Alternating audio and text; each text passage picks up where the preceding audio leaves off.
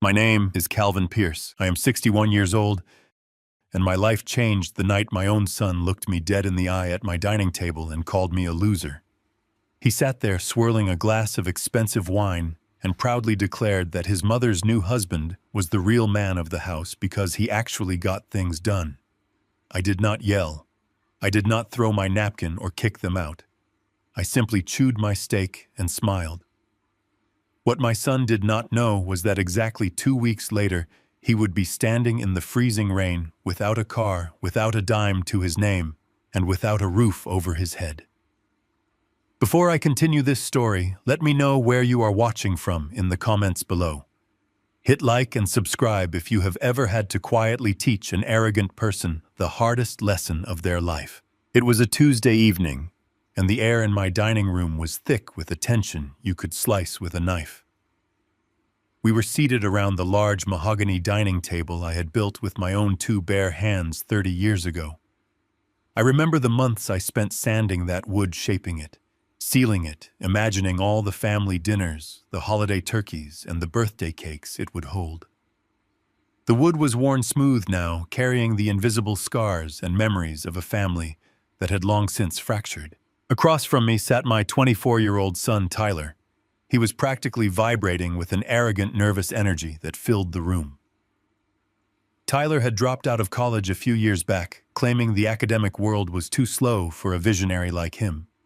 Since then, he had bounced from one grand illusion to the next, always chasing a shortcut to wealth, without ever wanting to put in the actual work. Flanking Tyler were his mother, Valerie, and her new husband, Lance. Valerie and I had been divorced for 5 years. The split was ugly, driven mostly by her insatiable desire for a flashy lifestyle I refused to finance with empty debt. She wanted country clubs, designer labels, and leased luxury vehicles. I wanted quiet stability and long-term security. Eventually, she found exactly what she was looking for in Lance. Lance was a slick corporate consultant. He wore custom-tailored suits that looked a little too tight and smiled a bright, blinding smile that never quite reached his cold, calculating eyes. He had the kind of polished, aggressive confidence that easily fools desperate people. Tonight, he was holding court at my table, swirling a glass of expensive Cabernet he had brought as a gift. It was a subtle power move, bringing a $200 bottle of wine to the home of a man who drank tap water and black drip coffee. Tyler took a generous sip of the dark red liquid, mimicking Lance's sophisticated swirl. He looked across the table at me, his eyes gleaming with a strange, defiant superiority. It was the look of a young man who thought he had finally figured out how the world worked, completely unaware that he was standing on a trapdoor. The conversation had been grating all evening. Lance dominated the room, dropping names of executives and local politicians, boasting about his massive corporate mergers and casually mentioning his upcoming trips to Dubai and Monaco. Valerie hung onto his every word, occasionally casting pitying glances my way, as if silently asking how I could ever compete with such a magnificent specimen of a man. I focused on my plate. I had learned a long time ago that you cannot argue with people who are intoxicated by their own delusions. Then the conversation shifted to Tyler's future. For months, Tyler had been unemployed, claiming he was waiting for the right opportunity that matched his unique talents. Now he leaned forward, planting his elbows aggressively on my mahogany table. Dad Tyler began, his voice cutting through the clinking of silverware. Lance just pulled some strings. He got me an interview at one of the top marketing firms in the city. Direct access to the senior vice president. No resume screening, no waiting in line with the rest of the sheep. That is wonderful news, Tyler, I said evenly, keeping my voice low and steady. I hope you are preparing diligently for the interview. Tyler scoffed, a harsh, dismissive sound that echoed off the dining room walls. Prepare. I do not need to prepare like some entry-level drone. Lance already sealed the deal. That is how real business works, Dad.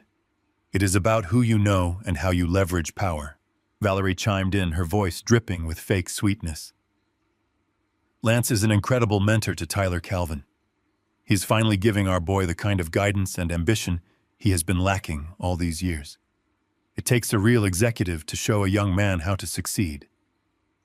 I took a slow breath. The insult was thinly veiled, but I refused to take the bait.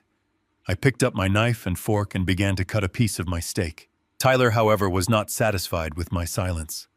He wanted a reaction. He wanted a fight. He wanted to assert his newfound dominance in the very house he grew up in. He leaned even closer, the smell of the expensive Cabernet heavy on his breath. His face twisted into an ugly, contemptuous sneer. "You just do not get it, do you?"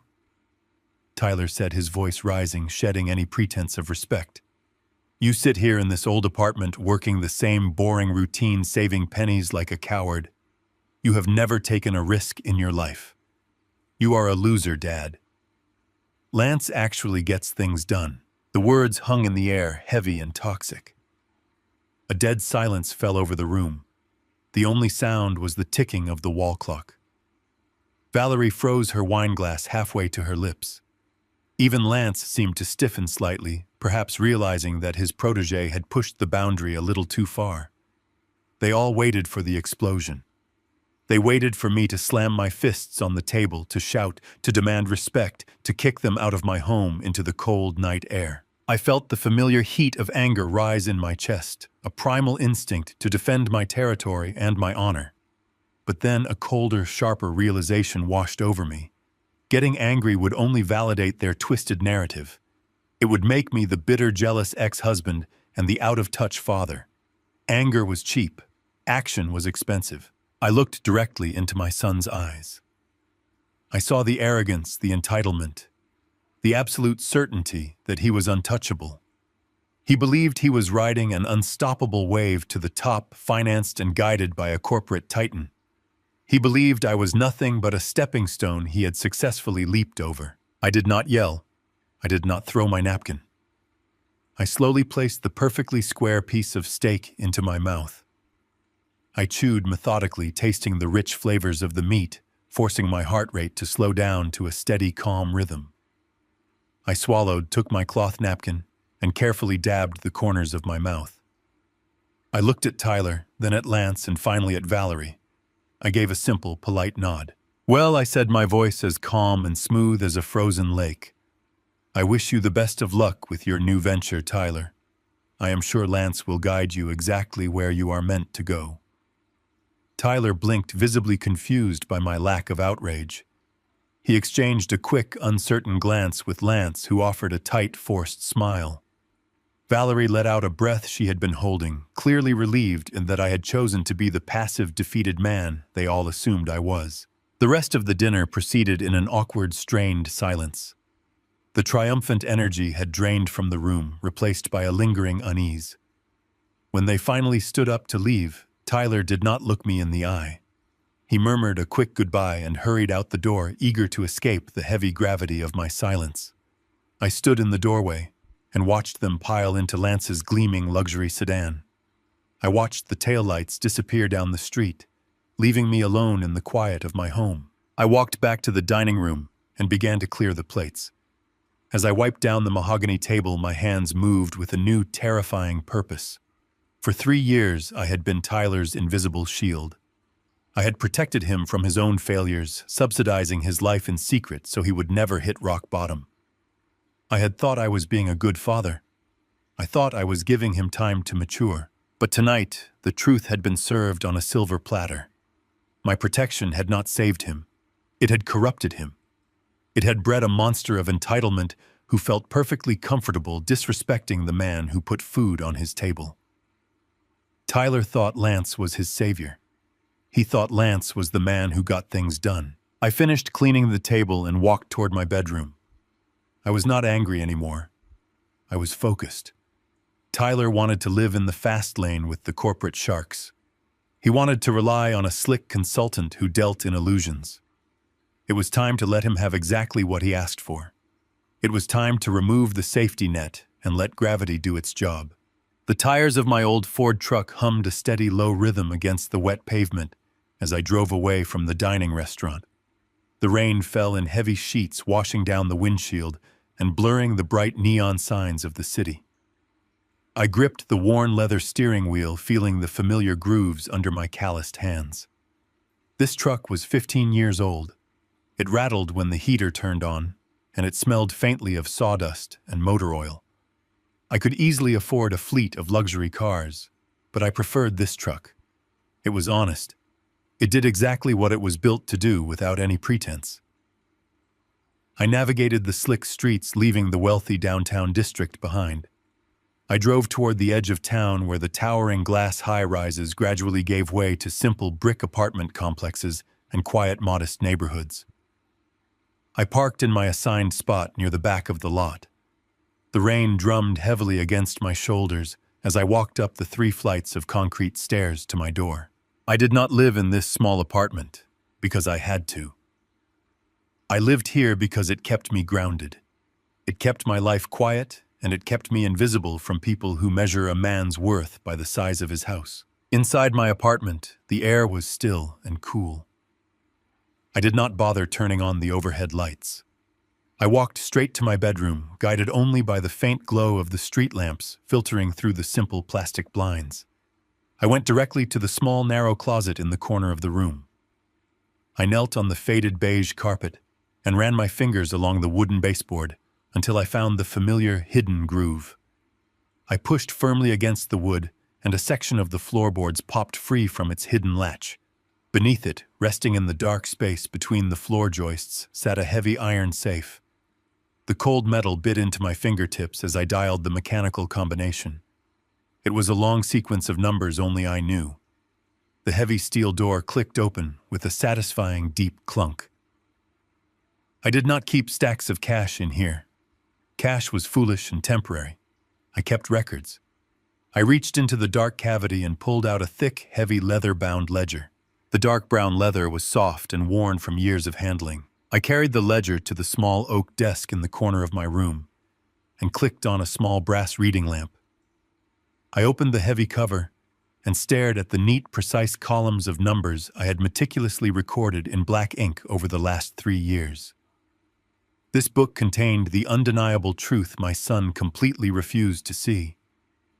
Tyler firmly believed he had been selected for an anonymous family trust established by some distant wealthy relative who admired his potential. He told everyone that a mysterious corporate benefactor was financing his journey to greatness. He was entirely wrong.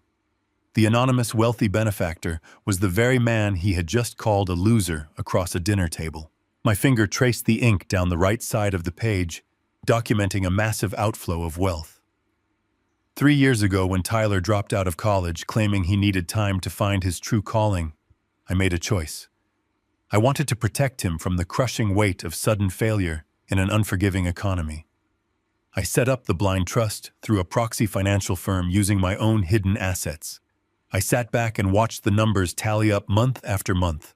$4,000 every 30 days for the lease on his luxury downtown apartment with the skyline view. $800 a month for the premium insurance policy on his sleek imported car. Thousands more quietly funneled to pay off his maxed-out credit cards every time he threw an extravagant party to impress people who did not truly care about him. I subsidized every illusion of success he currently paraded around the city. I had spent a small fortune ensuring he never had to feel the sharp sting of an unpaid bill or the paralyzing panic of an eviction notice on his front door. I thought I was buying him time to grow up and find his footing. Instead, I had purchased his arrogance. I had built a padded room that prevented him from ever experiencing reality. As I stared at the sum total of my misguided paternal protection, my cell phone vibrated violently in my coat pocket. The sudden loud buzz pulled me out of my deep thoughts. I took the phone out and looked at the glowing screen. It was an automated security alert from my private banking application. The specific account tied directly to the proxy funds feeding Tyler's trust had registered a new transaction. The notification glowed brightly in the dim room. A new charge had just been successfully authorized. $2,000 at an exclusive 5-star mountain resort located 3 hours north of the city. The digital memo line auto-populated from the booking agency indicated a luxury weekend getaway package reserved for 3 adult guests. Tyler was using the trust money I provided to pay for a vacation with his mother and her slick new husband. I was literally financing the very people who mocked me to my face. I was paying for Lance to drink expensive wine and act like a titan of industry while my son cheered him on and absorbed his toxic behavior. A profound and absolute calm washed over me. It was the kind of cold clarity that comes when a thick fog finally lifts and the landscape ahead becomes razor sharp. I closed the heavy leather ledger. The dull thud of the cover snapping shut sounded like a judge's gavel falling in an empty courtroom. The time for silent protection was officially over. A safety net is meant to catch someone when they stumble and fall, not suspend them indefinitely in a fantasy world of entitlement. I opened my laptop and entered my complex security credentials. The screen illuminated my face with a pale blue light cutting through the shadows of the bedroom. I navigated to the secure administrative portal for the proxy trust management firm. The banking interface was simple and cold, displaying a web of automated transfers scheduled to deploy automatically on the first of the approaching month. The luxury apartment lease payment was pending. The expensive car insurance draft was queued. The credit card clearing transfers were waiting for authorization. I moved the cursor to the master control switch at the top of the screen. I did not hesitate for a single second. I clicked the button to suspend all outgoing financial transactions. A warning dialog box appeared on the screen asking me to confirm the immediate cancellation of the automated payments. I pressed confirm. Another warning box appeared regarding the active credit accounts tied to the trust. I permanently revoked the spending authorization for all secondary users. I clicked confirm again. One by one, I systematically severed the financial arteries that kept my son's artificial life pumping. I watched the status bars turn from active green to a dead flat red. Within 60 seconds, the entire deed was done. The anonymous trust was completely frozen. The bank accounts were locked down tight. The endless flow of invisible money was completely stopped. I closed the laptop and let the room go dark again. I leaned back in my wooden chair and listened to the heavy rain hitting the bedroom window. Tyler wanted to live in the real world of cutthroat business and aggressive men who get things done. He was about to find out exactly how much the real world costs when the invisible safety net is finally gone. The afternoon sun was completely oblivious to the storm I had just unleashed. I was sitting at my small kitchen table with a fresh cup of black coffee when my laptop screen lit up with the first digital casualty of my son's arrogance. A real-time notification from the banking portal flashed across the screen. It was an attempted charge of $3,800 at an exclusive downtown menswear boutique. The status next to the red timestamp read, "Declined." I took a slow sip of my coffee and let the warmth spread through my chest. I knew exactly what was happening at that very second. Tyler would have walked into that high-end store with the unearned confidence of a man who believed the world was waiting to hand him a crown.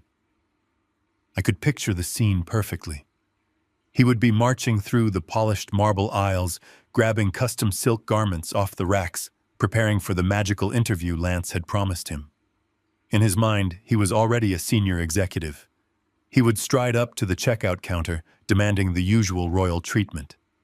He would smoothly pull out the heavy platinum credit card from his designer wallet and slide it across the cold stone surface, expecting the transaction to vanish into the anonymous family trust, just like it always did. But this time, there was no invisible father working in the shadows to clear his path. This time, the sleek card reader let out a sharp, angry beep. I watched the second notification hit my laptop screen. Another attempt for the exact same amount. Declined. I could easily imagine the deep, humiliating flush creeping up my son's neck.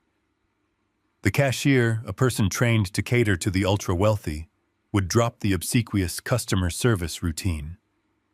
That polite, fawning smile would slowly melt into a tight, patronizing grimace.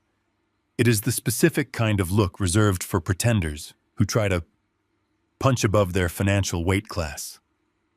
Tyler would scoff loudly, masking his rising panic with manufactured outrage. He would blame the bank. He would blame a system glitch. He would desperately pull out his secondary card, the emergency backup line I had also severed the night before. A third notification flashed on my screen. Declined. The humiliation must have been suffocating. For a young man who built his entire identity around the illusion of wealth, standing at a checkout counter with dead plastic is the ultimate nightmare. I knew his pride would not let him simply walk away. He would snatch the velvet garment bags from the counter, snapping at the clerk that he was stepping outside to call his wealth manager to clear the security hold. He would push through the heavy glass doors, clutching the unpaid suits like a shield, stepping out onto the busy downtown sidewalk, with his mind racing for an explanation. I did not have to imagine what would happen next, because the physical evidence was sitting right in front of me. I opened the bottom drawer of my desk and took out a cheap black prepaid cell phone. This was the direct line to the Phantom Trust administrator. For 3 years, this phone had only received polite emails and occasional voicemails from Tyler, requesting budget increases or lease extensions. I placed the small plastic device next to my coffee mug. Exactly 4 minutes after the final decline transaction, the screen lit up. The phone began to vibrate violently against the wood.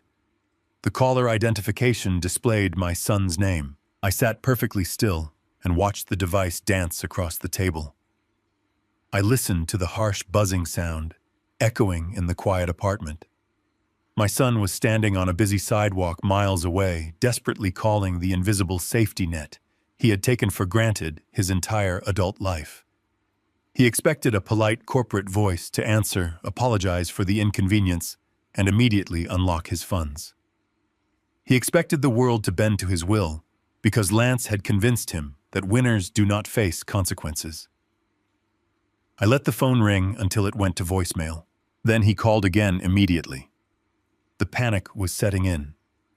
The arrogant young man from the dinner table was rapidly evaporating, replaced by a terrified kid who suddenly realized he was standing on thin air. I picked up the cheap plastic phone, popped the back cover off, and completely removed the battery. The screen went permanently black. The line was completely dead. From this moment forward, Tyler would hear nothing but a disconnected tone. The financial cutoff was only the first phase of the reality check. The second phase had already been set in motion at dawn. I opened a different tab on my laptop, bringing up the global positioning tracking software linked to the luxury vehicle I had been leasing for him. The blue dot representing his sleek imported car was parked along a busy commercial avenue directly outside the boutique he had just fled.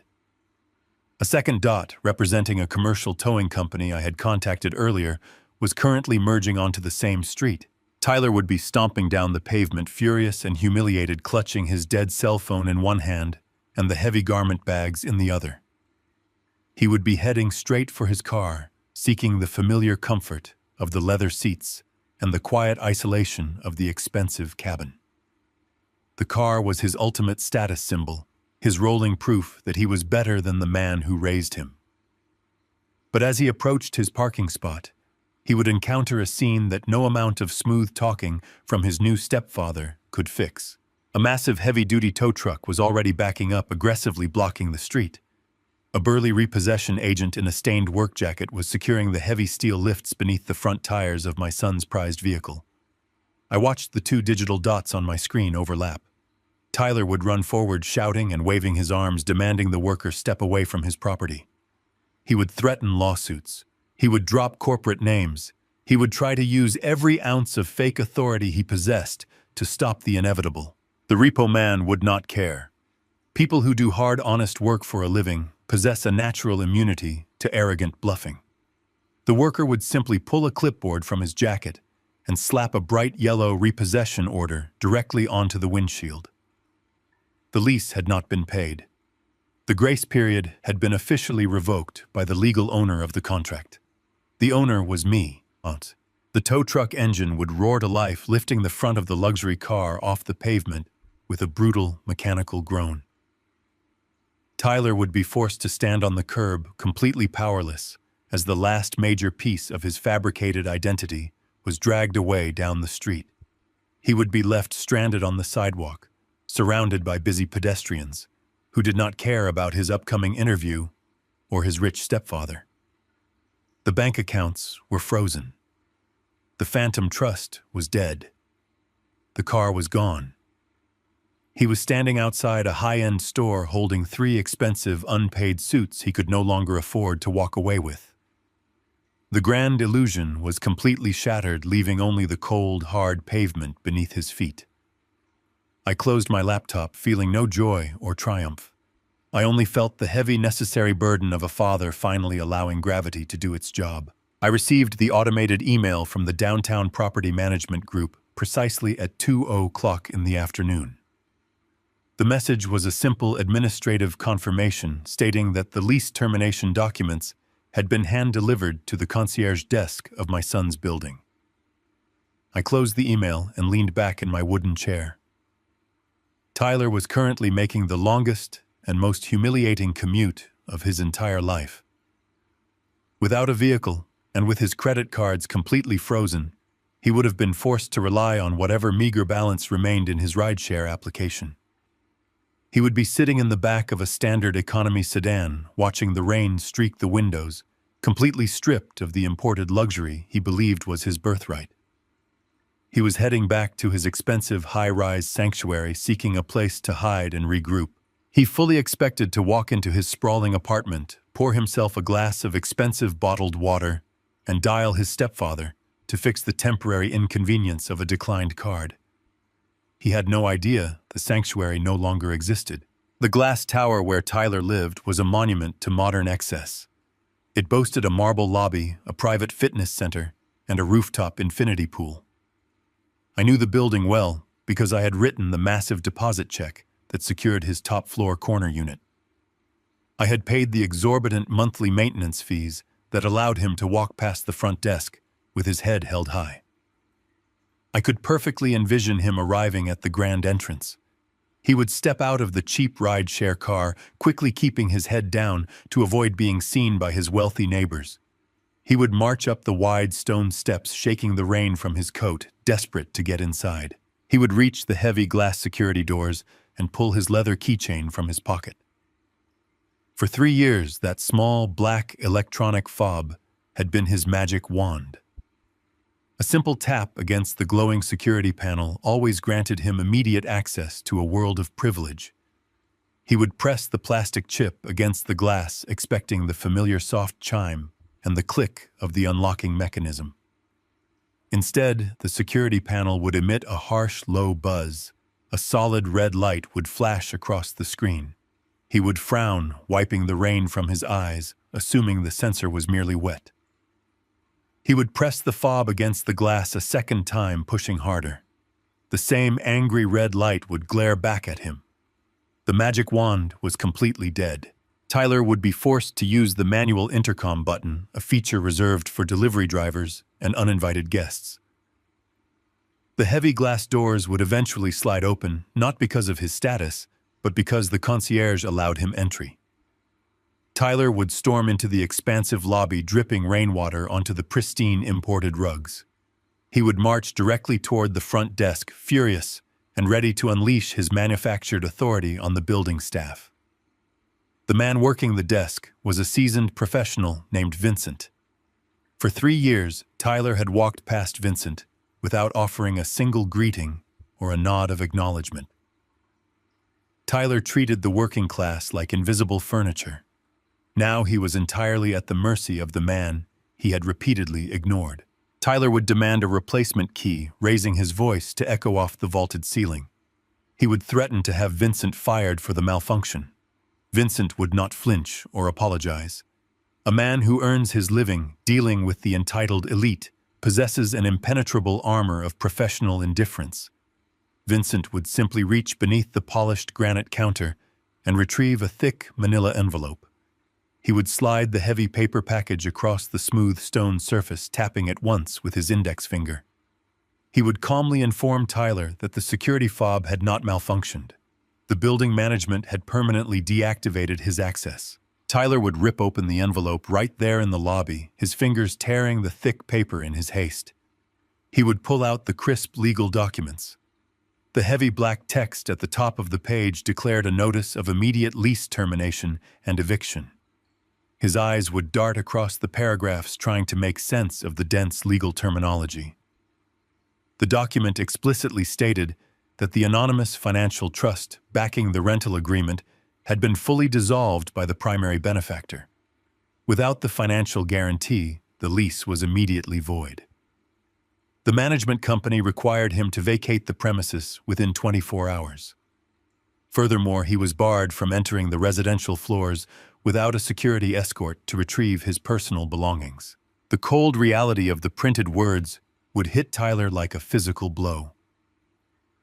The safety net was not just torn, it was entirely incinerated. He was standing in a brightly lit lobby holding a piece of paper that legally declared him a trespasser in his own home. The panic would rise in his chest, tight and suffocating.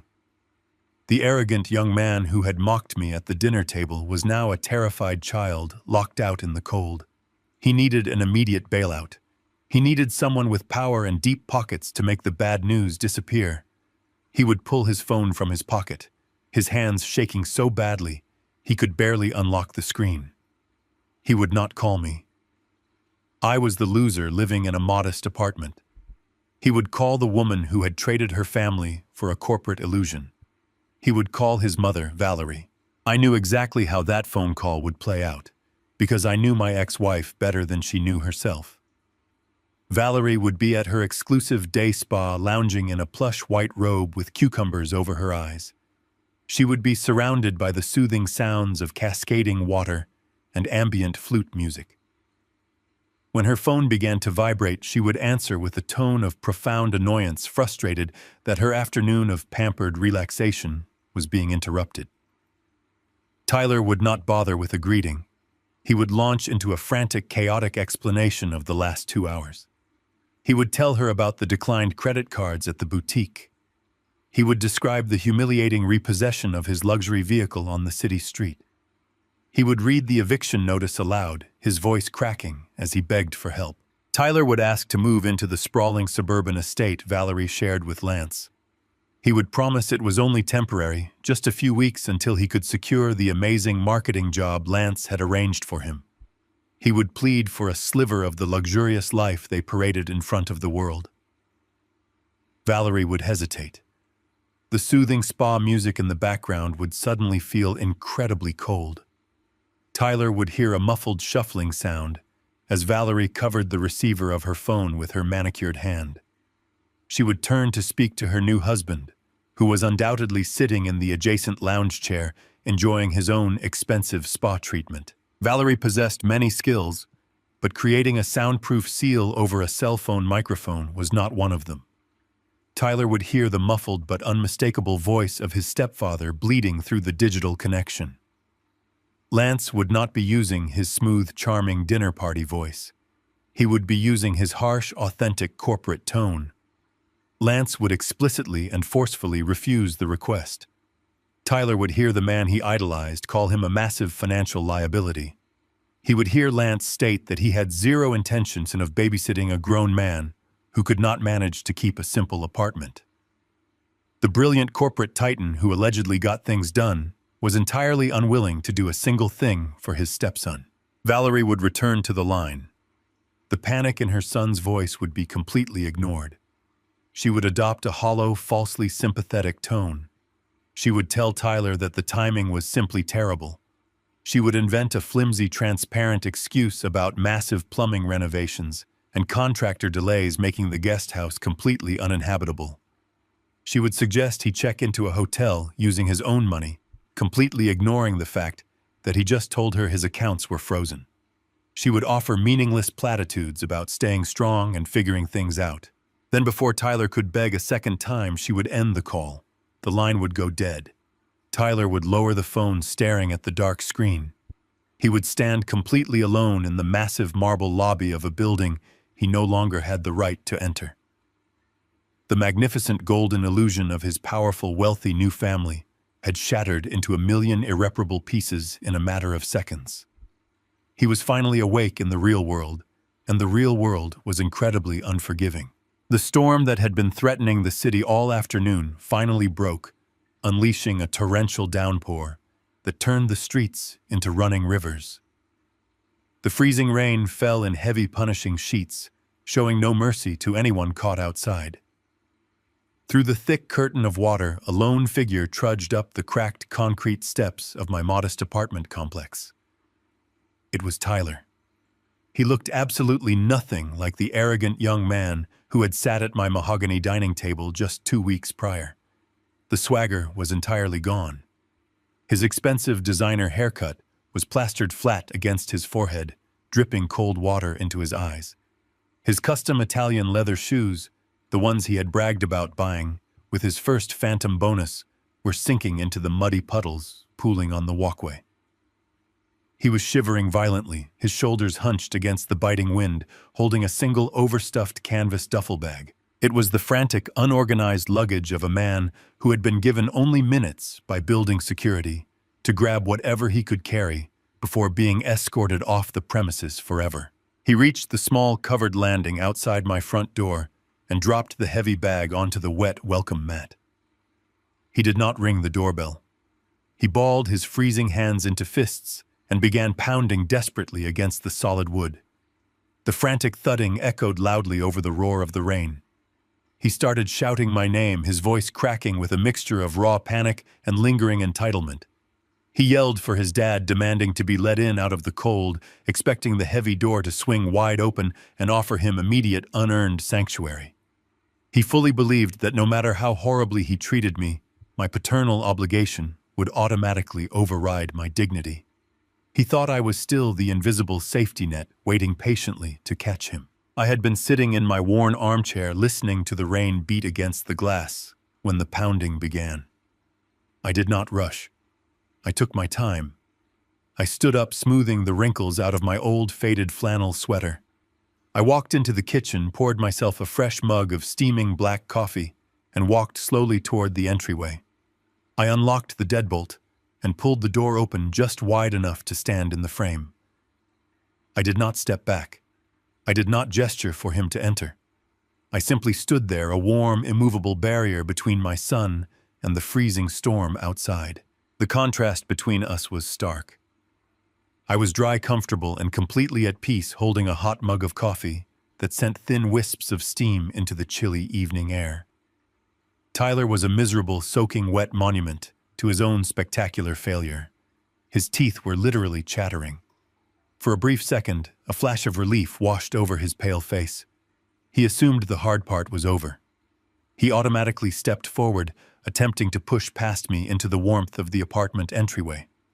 I shifted my weight, planting my shoulder firmly against the doorframe, physically blocking his path. He stopped blinking in confusion. The relief in his eyes was instantly replaced by a frantic, nervous energy. Before I could say a single word, Tyler launched into a chaotic, breathless explanation.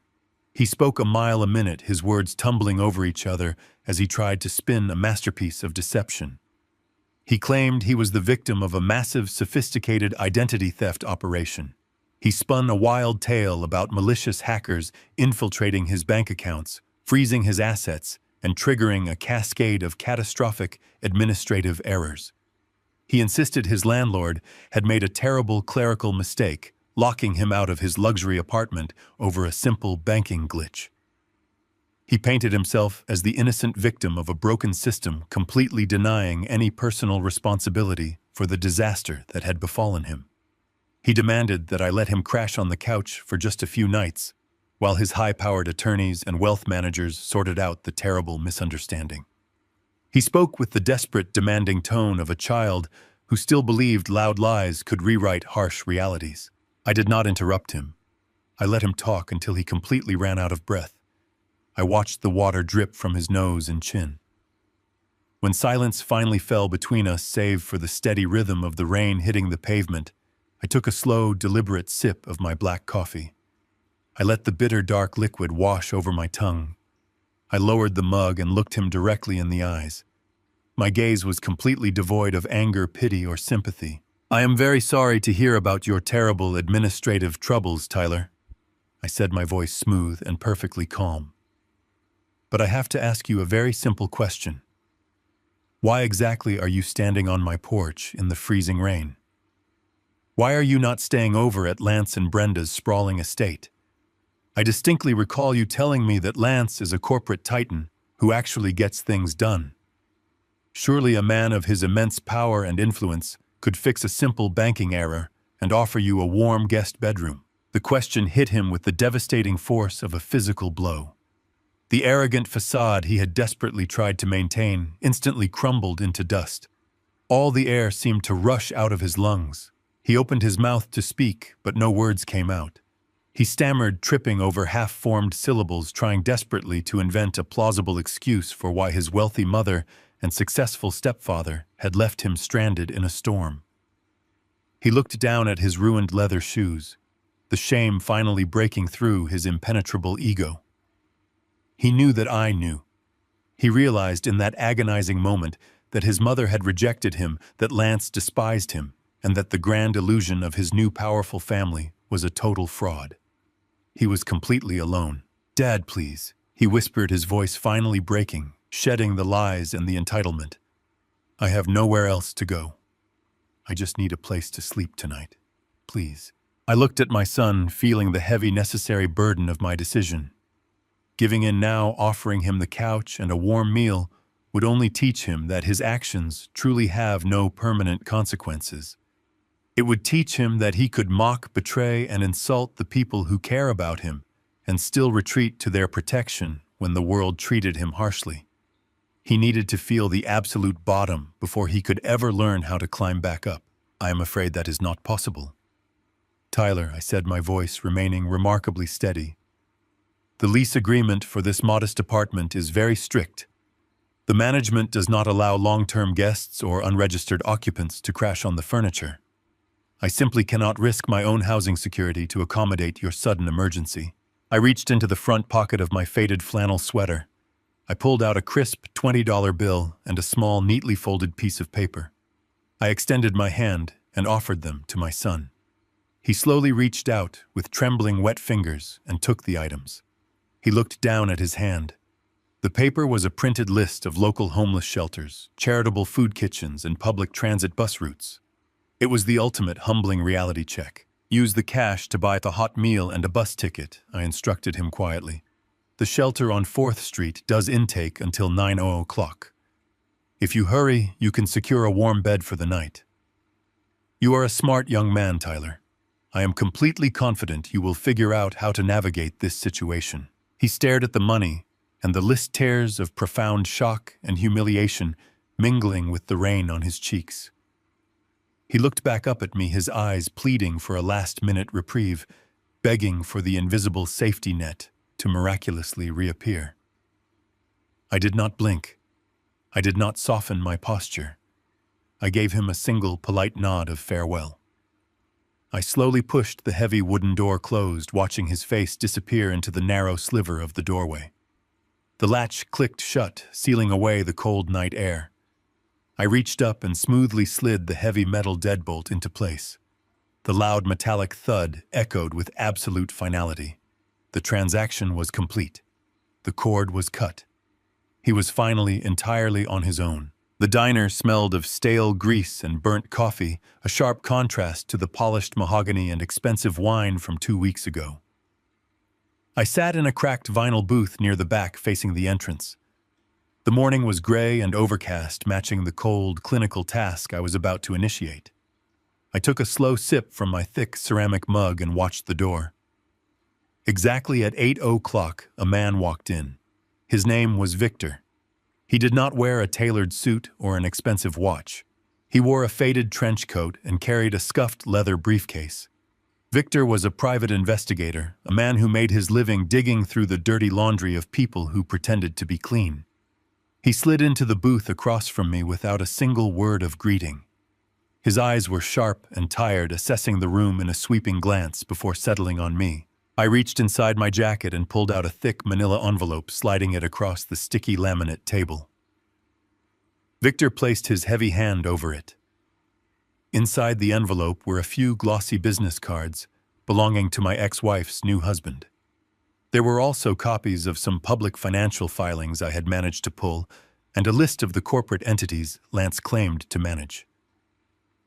I told Victor I needed to know exactly who this man was. I wanted him to excavate the glorious corporate consulting firm Lance paraded around the city. I wanted to see the actual foundations of his supposed empire because my gut told me it was built entirely on sand. Victor did not ask unnecessary questions. He simply nodded his understanding, tucked the thick envelope into his battered briefcase, and walked out into the cold, gray morning.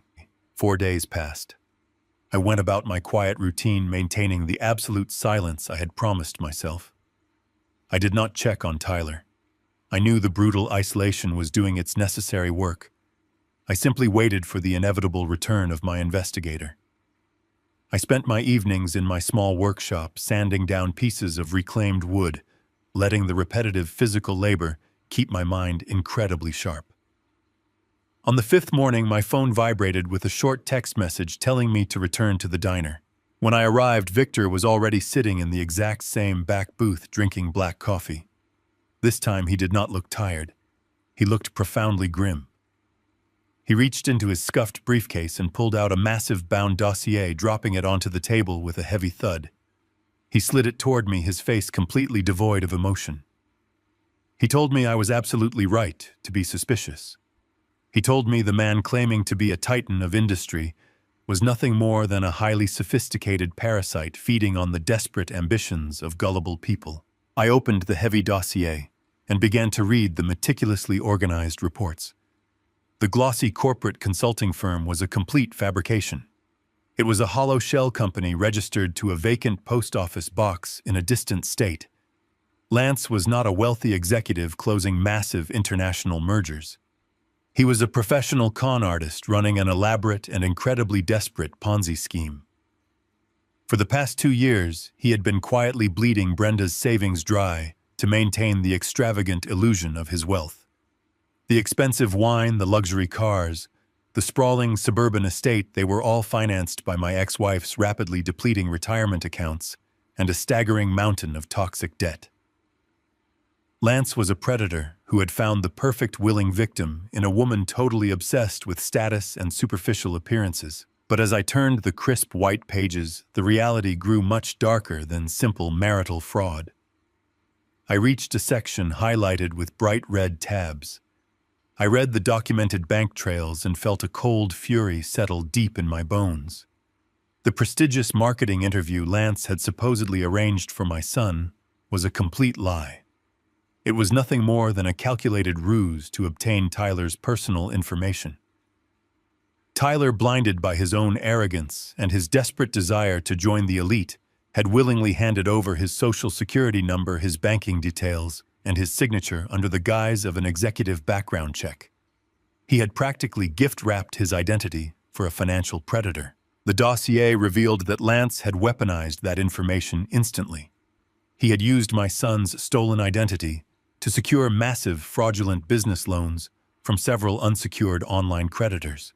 The thousands of dollars were immediately funneled into offshore accounts to keep his collapsing Ponzi scheme afloat just a little longer. Tyler was not just stranded and broke. Because of his blind trust in a smooth-talking con man, he was now unknowingly buried under 6 figures of federal financial fraud. He was sitting in a local homeless shelter eating charity meals, completely unaware that his beloved stepfather had legally tied him to an anchor and thrown him overboard into a freezing ocean of debt. I closed the folder and looked across the table at Victor.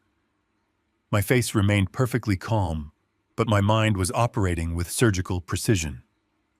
I asked Victor what Lance's immediate next move was. The investigator pulled out a final sheet of paper showing a timeline of recent asset transfers. He explained that Lance was currently preparing to leverage Brenda's final remaining assets. The Ponzi scheme was finally collapsing inward, and the fake executive was preparing his exit strategy. He was quietly liquidating her remaining mutual funds and attempting to secure a massive second mortgage on the suburban estate. Lance was planning to cut his losses, take the last of the available cash, and flee the country before the fraudulent loans defaulted and the federal authorities came knocking at his door. Victor asked me if I wanted him to contact the police immediately. He warned me that if we waited even a few days, Lance might successfully disappear, and Tyler would be left holding the bag for the massive federal fraud. My son would be arrested and prosecuted for crimes he was too foolish to realize he was committing. I looked down at the heavy dossier resting on the sticky diner table. Calling the authorities right now would be the easy way out. It would alert Lance and cause a chaotic, messy panic, giving him a chance to slip away in the confusion. A predator like Lance needed to be trapped completely unaware in a room with absolutely no exits. I told Victor to compile every single piece of evidence into a secure digital file. I instructed him to prepare all the necessary documentation for the Financial Crimes Division and the local authorities, but to strictly hold off on making the official call. I did not want Lance to get a panicked phone call from a bank teller or a warning knock from a suspicious detective. I wanted him to walk willingly into his own destruction, believing he was about to secure his final massive payday. I thanked Victor for his excellent, thorough work and paid him his substantial fee in cash. I picked up the heavy dossier and walked out of the diner. The sky was finally beginning to clear, casting bright rays of sunlight across the wet pavement. The foundation of lies was fully exposed. It was time to make a very difficult phone call to my ex-wife and set the stage for the ultimate reckoning. My cellular phone rang early the next morning, breaking the profound silence of my apartment. The caller identification displayed the name of my former wife. Brenda rarely called me directly unless she required a convenient scapegoat for a problem she could not solve with her checkbook. I answered the call and was immediately met with a shrill, frantic barrage of accusations. Her voice echoed sharply through the small speaker, entirely devoid of her usual polished country club composure. She demanded to know what kind of monster abandons his own flesh and blood to wander the streets in the freezing rain. She screamed that Tyler was currently sleeping on a narrow cot in a dirty downtown charity shelter because I was too bitter and cheap to open my door. I let her vent her manufactured outrage. I listened to her breathing hitch as she tried to maintain the moral high ground, relying on the aggressive tactics she always used to win our past arguments. I did not raise my voice or defend my actions. I simply told her that if she truly wanted to save our son from permanent ruin, she needed to meet me in exactly 1 hour. I chose a sterile corporate coffee shop located precisely halfway between my modest neighborhood and her sprawling suburban estate. It was a place where neither of us held any social advantage. I ended the call before she could argue the terms or demand further explanations.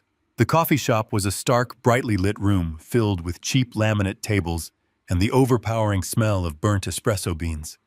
It was the perfect neutral territory, offering absolutely no comfort or warmth. I arrived 15 minutes early, securing a small table in the far corner, facing the large plate glass windows. I drank a cup of plain hot water and watched the busy street outside. Brenda walked through the double sliding doors precisely on time, but she looked nothing like the flawlessly manicured woman who had mocked me at the dining table just a short time ago. The cracks in her magnificent illusion were finally beginning to show for the entire world to see. She wore an expensive designer trench coat, but it was hastily thrown over a wrinkled silk blouse. Her usually immaculate blonde hair was pulled back into a severe tight knot, and the heavy, expensive makeup around her eyes could not completely hide the deep, dark circles of chronic exhaustion. The immense stress of maintaining a fraudulent lifestyle was actively eating her alive from the inside out. She marched across the shiny linoleum floor, her heels clicking with a desperate, angry energy that drew the attention of the other patrons. She dropped her heavy leather purse onto the center of the table and slid into the rigid metal chair across from me, crossing her arms defensively over her chest. She did not bother with a polite greeting or any basic pleasantries. She leaned forward and immediately launched into a vicious tirade, painting me as a deadbeat father who was intentionally punishing his son out of petty jealousy. She claimed Tyler was completely traumatized by his sudden eviction and that Lance was currently working around the clock, utilizing his vast network of powerful executive contacts to fix the massive banking error that had temporarily displaced the boy. I sat perfectly still, absorbing the toxic words without a single flinch or change in my expression. Her desperate defense of her new husband was incredibly revealing to me. She was clinging blindly to the fantasy of his immense wealth because confronting the creeping reality of her situation was simply too terrifying for her to handle. I let her exhaust her supply of insults. When she finally paused to take a ragged, shallow breath, I reached inside my thick winter jacket. I pulled out the heavy, comprehensive dossier Victor had compiled and placed it squarely in the center of the small table. I slid the thick stack of bound paper toward her until it touched her tightly clenched hands. I told her in a low, steady, unwavering voice that the man she was currently defending was actively preparing to destroy her entirely. I instructed her to open the folder and read the documents I had highlighted with bright red markers. Brenda glared at me suspiciously, but her trembling fingers reached for the heavy cover. She flipped the thick cardstock open and stared at the very first page. It was a comprehensive, detailed audit of her own personal retirement accounts, the money she had spent 30 years accumulating. I watched the remaining color completely drain from her face, transforming her complexion into a sickly, pale gray. Her eyes darted back and forth across the neat columns of printed numbers, tracking the massive, unauthorized withdrawals and the total devastating liquidation of her life savings. She flipped to the next section, revealing the complex web of anonymous shell companies and offshore banking transfers Lance used to quietly siphon her wealth to support his collapsing investment scheme. Her breathing became shallow and rapid, mimicking the early stages of a severe panic attack. She turned another page, discovering the stack of forged loan applications bearing the stolen identity of our son and his forged signatures. I watched her perfectly constructed suburban world shatter right there in the middle of the sterile coffee shop. The arrogant defiance completely melted away, leaving behind nothing but a hollow, terrified shell of a woman who had just realized she was sleeping next to a predator. She covered her mouth with her trembling hand, stifling a loud sob of pure, absolute horror. I did not offer her a tissue or a single comforting word to ease her profound shock. I leaned across the small table and delivered the final, devastating blow required to secure her total compliance. I explained exactly what those forged financial documents meant for our son. Lance had used the fake prestigious marketing interview to harvest the Social Security number belonging to Tyler and secure hundreds of thousands of dollars in fraudulent federal business loans. Tyler was not just broke and homeless, sleeping in a charity shelter. He was currently standing on the precipice of a massive federal indictment that would lock him in a prison cell for decades. I told Brenda that Lance was currently leveraging the final remaining equity in her suburban estate to fund his immediate escape from the country. He was actively planning to vanish into the wind, leaving her completely bankrupt, facing the angry creditors alone and abandoning Tyler to take the absolute fall for the massive wire fraud. Brenda stared blindly at the damning paperwork, tears finally spilling over her lashes and dropping heavily onto the printed proof of the ultimate betrayal by her husband. She was utterly paralyzed by the sheer magnitude of the deception staring back at her. She had traded the quiet, dependable stability of our marriage for a flashy, empty corporate illusion, and it had cost her absolutely everything she valued in this world. I sat back in my rigid metal chair and offered her a very simple binary choice. She could stand up, leave the coffee shop right now, walk back to her empty, heavily mortgaged mansion, and go down with the sinking ship while our son was dragged into a federal courtroom in handcuffs. Or she could cooperate fully with me, follow my exact strict instructions, and help me trap the parasite she married before he could board an international flight. I told her I already had a brilliant private investigator and the local financial crimes authorities standing by, awaiting my direct signal to spring the trap. I simply needed the inside access only she could provide to set the final bait. Brenda looked up from the ruined financial ledgers. Her eyes were red and swollen, but a new desperate clarity shone brightly within them. She realized she had absolutely nothing left to protect and everything to lose. She wiped her wet face with the back of her trembling hand, took a slow, shaky breath, and nodded her head. She agreed to my terms completely and without hesitation. The trap was officially primed and ready to snap shut. Brenda drove her luxury vehicle back to the sprawling suburban estate she had financed with a lifetime of careful savings. The heavy wrought iron gates swung open, revealing the manicured lawns and the massive stone facade of a home she now knew was heavily mortgaged to an invisible corporate entity. She parked in the circular driveway, gripping the leather steering wheel until her knuckles turned bright white. She took 3 deep, measured breaths, forcing the absolute terror and boiling rage deep down into the pit of her stomach. She could not afford a single mistake tonight. She applied a fresh layer of expensive lipstick, checked her reflection in the rearview mirror, and walked through the grand mahogany front doors with the practiced grace of a woman who had spent decades maintaining flawless appearances. The house felt entirely different now. It felt like an active crime scene where she was the primary victim. Lance was sitting in his plush leather armchair in the vaulted living room, swirling a glass of amber liquor. He was typing aggressively on his sleek silver laptop, likely moving stolen funds across invisible digital borders to secure his impending escape. He did not look up when she entered, simply muttering a complaint about the poor wireless internet connection. Brenda walked directly over to the ornate crystal decanter, poured herself a generous measure of spirits, and forced a bright, enthusiastic smile onto her face. She sat on the edge of the matching leather sofa and told him she had spent the entire afternoon thinking about their financial future together. She praised his incredible business acumen, stroking his massive, fragile ego with calculated precision. Then he dropped the magnificent bait. She announced she had decided to completely liquidate her 3 remaining high-yield mutual funds to heavily invest in his newest international startup venture. The aggressive typing stopped instantly. Lance lowered the silver screen and looked at her with a sudden predatory intensity. A greedy, hungry light ignited in his cold eyes, completely masking his desperate need for that exact cash infusion. He quickly covered his relief with a smooth, patronizing smile, telling her it was the smartest financial decision she would ever make in her life. He smoothly suggested she just transfer the funds online using her digital banking portal tonight to save them the hassle of a commute. Brenda held her ground, maintaining the pleasant, oblivious facade I had instructed her to wear. She insisted the account required physical dual signatures for a total liquidation due to a strict security clause she had implemented years ago.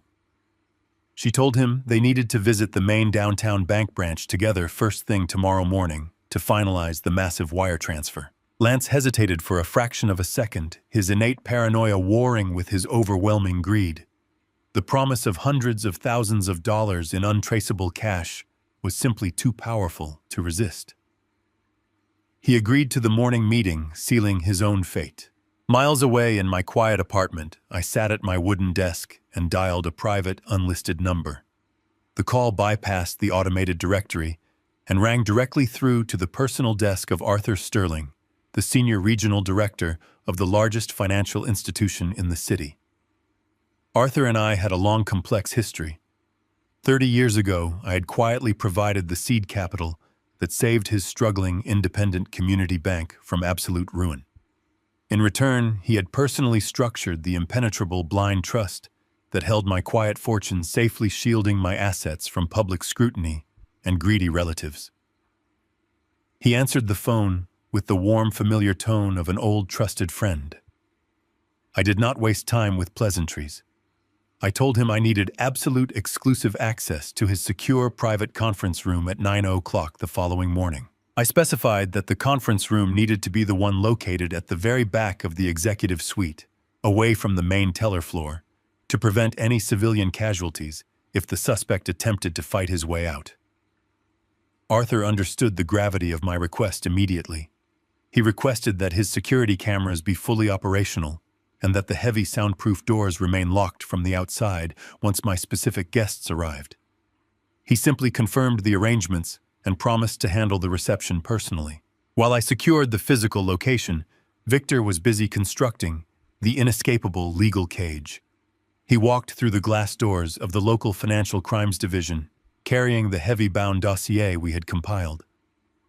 Victor had spent 20 years as a federal fraud investigator before moving into the private sector, giving him direct access to the specific men and women who possessed the power to freeze international assets and issue immediate federal arrest warrants. He sat down with a lead detective he had trained decades prior and laid out the undeniable paper trail. He showed them the forged loan applications bearing the stolen identity of my son. He traced the digital breadcrumbs linking Lance's hollow shell companies to the fraudulent offshore accounts. The detective reviewed the network logs showing Lance accessing the fraudulent loan portals from the very same wireless router at Brenda's suburban estate. The case was airtight, leaving no room for a slick defense attorney to claim a simple misunderstanding. The evidence was pristine, unquestionable, and highly actionable. Victor explained that the suspect would be sitting in a private room at the downtown bank tomorrow morning, attempting to execute one final massive illegal wire transfer before fleeing the jurisdiction. The tactical unit commander agreed to stage plainclothes officers inside the bank lobby, posing as regular customers, while the primary arrest team waited in unmarked vehicles in the underground parking garage. The detective immediately mobilized his specialized unit, recognizing a perfectly wrapped conviction when it was handed to him. The sun slowly set over the city, casting long, dark shadows across the wet pavement. I stood by the window of my small bedroom watching the streetlights flicker to life. The immense, complex machinery of the sting operation was now fully activated, running on pure, silent momentum. Everyone was moving into their exact designated positions on the board. Brenda was sitting in her massive house, sleeping next to a predator, pretending everything was perfectly fine. Tyler was spending his first terrifying night in a loud, crowded charity shelter, completely unaware that the man who stole his future was about to face a brutal reckoning. Victor was confirming the tactical entry protocols with the armed federal agents, ensuring every possible exit route was completely sealed. Lance was undoubtedly dreaming of his impending tropical escape, believing he had successfully conned his way to a magnificent fortune. I moved away from his window and selected a fresh set of clothes for the morning.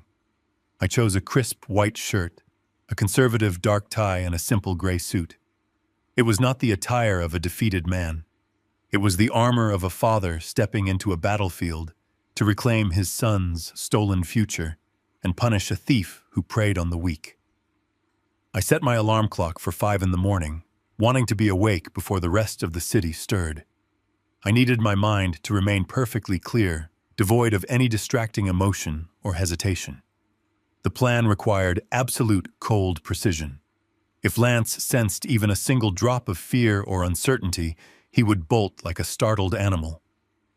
I poured myself a final glass of water, drank it slowly, and lay down on my modest bed. The apartment was quiet, except for the distant hum of highway traffic. I closed my eyes, visualizing the exact sequence of events that would unfold in the bank lobby. The trap was set, the bait was taken, and the hunters were waiting patiently in the shadows. All that remained was for the arrogant thief to walk blindly into the light. The morning sun reflected harshly off the towering glass facade of the downtown financial center, casting long, sharp shadows across the wet pavement.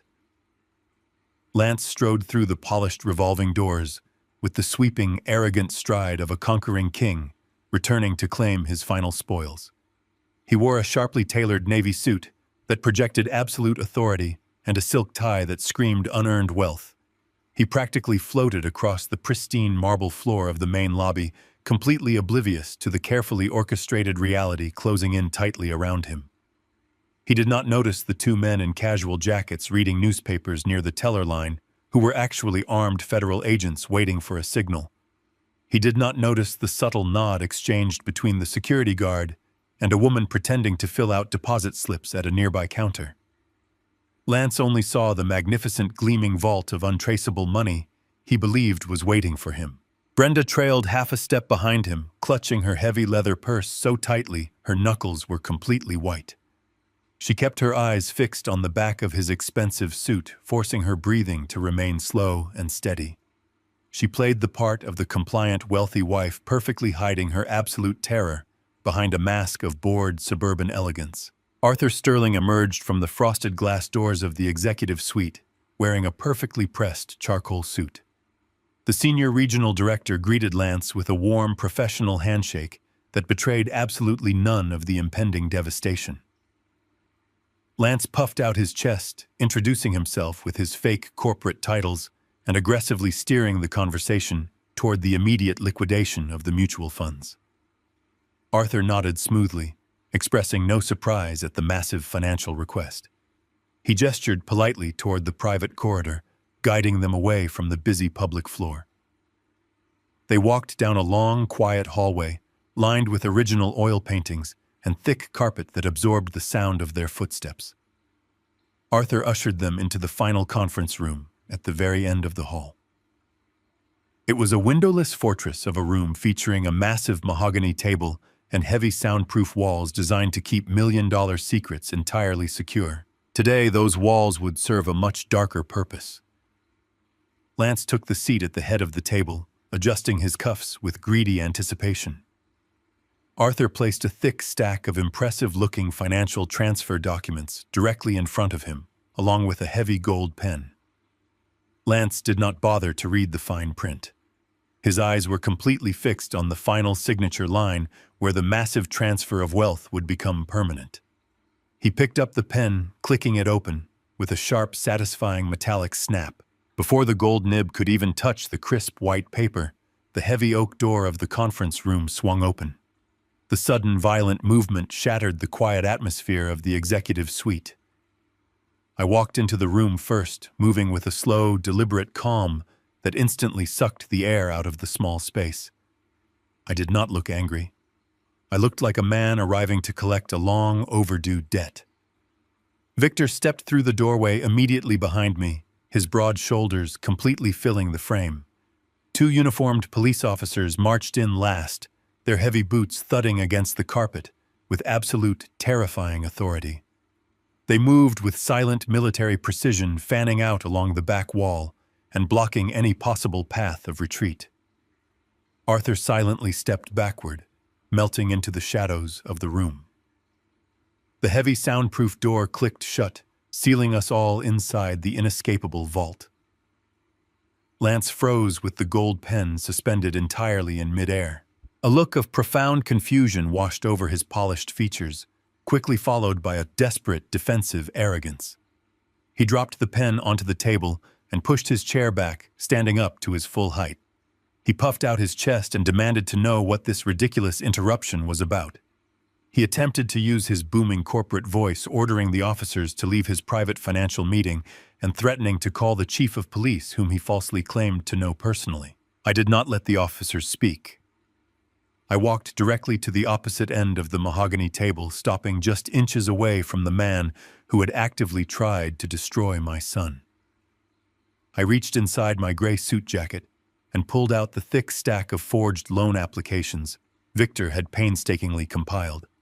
I raised my hand and let the heavy documents drop onto the polished wood. The papers hit the table with a loud, sharp smack, sliding across the smooth surface until they stopped directly in front of Lance's trembling hands. I spoke in a low, even tone that cut through his arrogant blustering like a razor blade.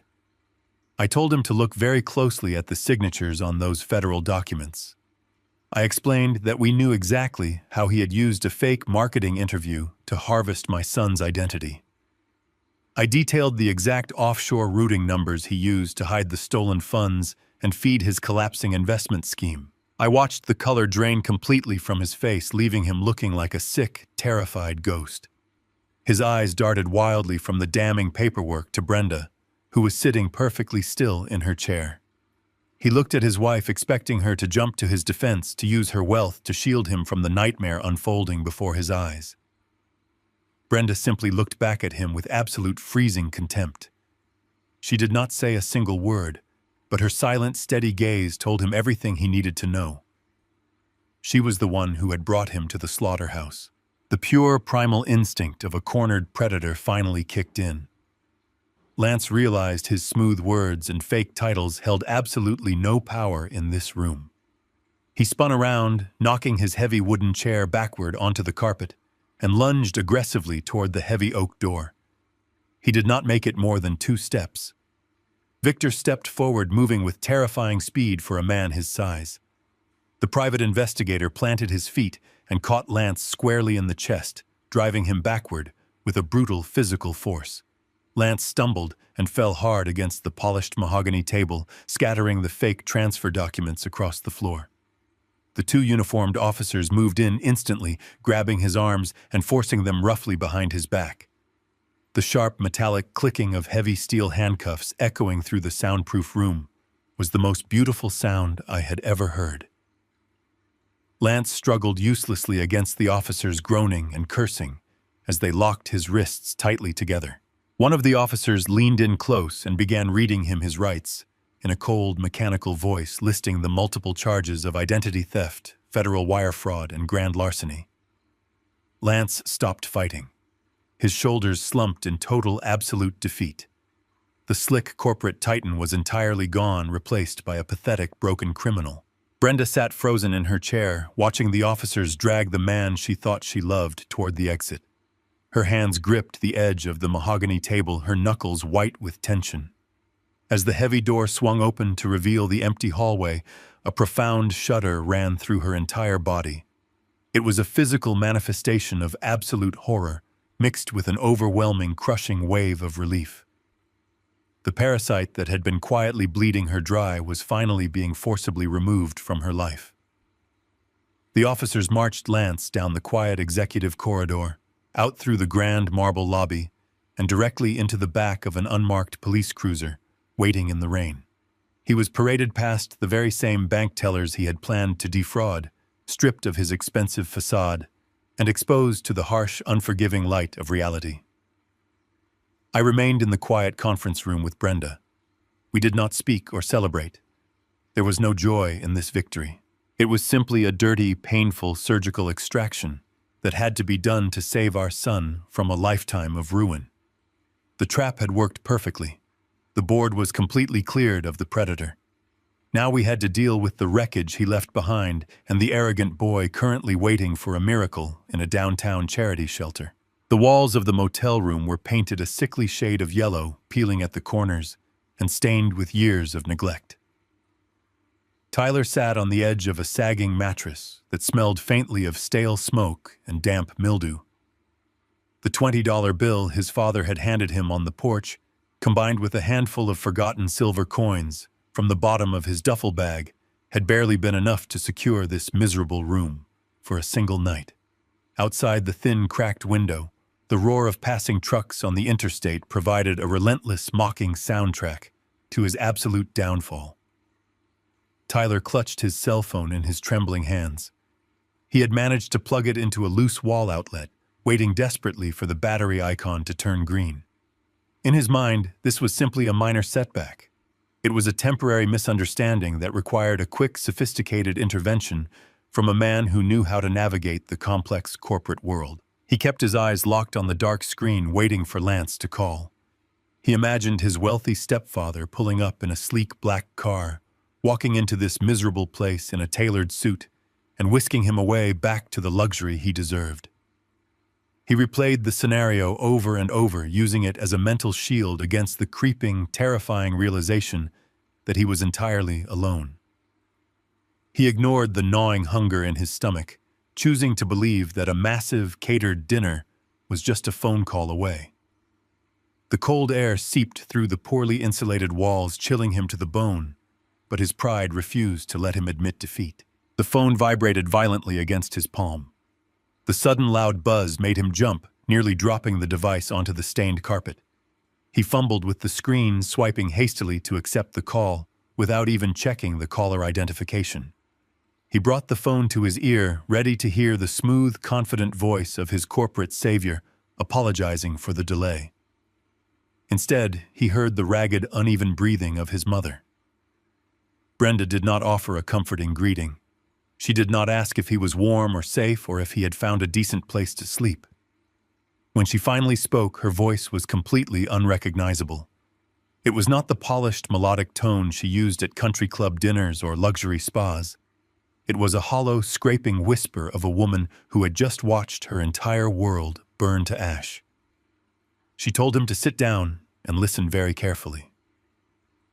Tyler frowned, his lingering arrogance attempting to push back against the raw panic bleeding through the speaker.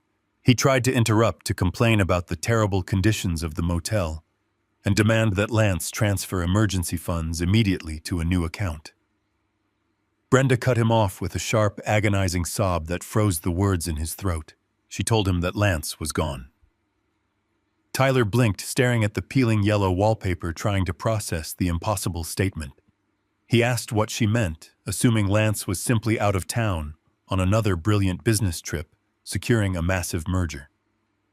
Brenda took a slow, shaky breath and unleashed the devastating truth. She methodically dismantled every single illusion Tyler had clung to for the past 2 years.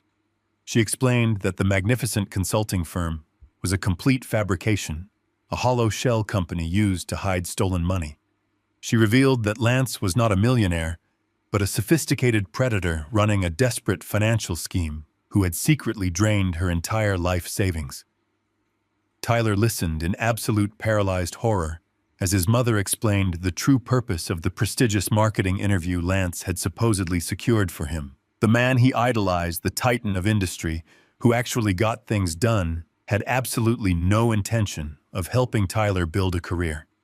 He had simply used the fake interview as a convenient trap to harvest Tyler's social security number and private banking details. Brenda wept as she explained how Lance weaponized that stolen identity to secure hundreds of thousands of dollars in fraudulent federal loans, intentionally leaving Tyler to face the devastating criminal consequences alone. Tyler felt all the air rush out of his lungs. The dingy motel room began to spin violently. He pressed his free hand against the sagging mattress, trying to anchor himself to reality. He realized with a sickening jolt that he was not a brilliant young executive on the rise. He was a gullible, foolish Mark who had willingly handed the keys to his future to a common thief. He opened his mouth to speak, but he could not find a single word. Then Brenda delivered the final crushing revelation. She told him about the elaborate sting operation at the bank that morning. She described the unmarked police vehicles, the armed federal agents, and the heavy steel handcuffs snapping shut around Lance's wrists. Tyler managed to whisper a single question, asking how the police found out, in time to stop the flight. Brenda fell silent for a long, heavy moment. When she spoke again, her voice carried the immense weight of profound shame. She told Tyler that it was his father. It was Calvin, the quiet man living in the modest apartment, working the same boring routine, saving pennies like a coward. Calvin was the one who hired the investigators, uncovered the massive fraud, and orchestrated the entire trap to stop Lance from fleeing the country. Brenda confessed that Calvin had forced her to open her eyes and cooperate, saving both of them from absolute permanent ruin.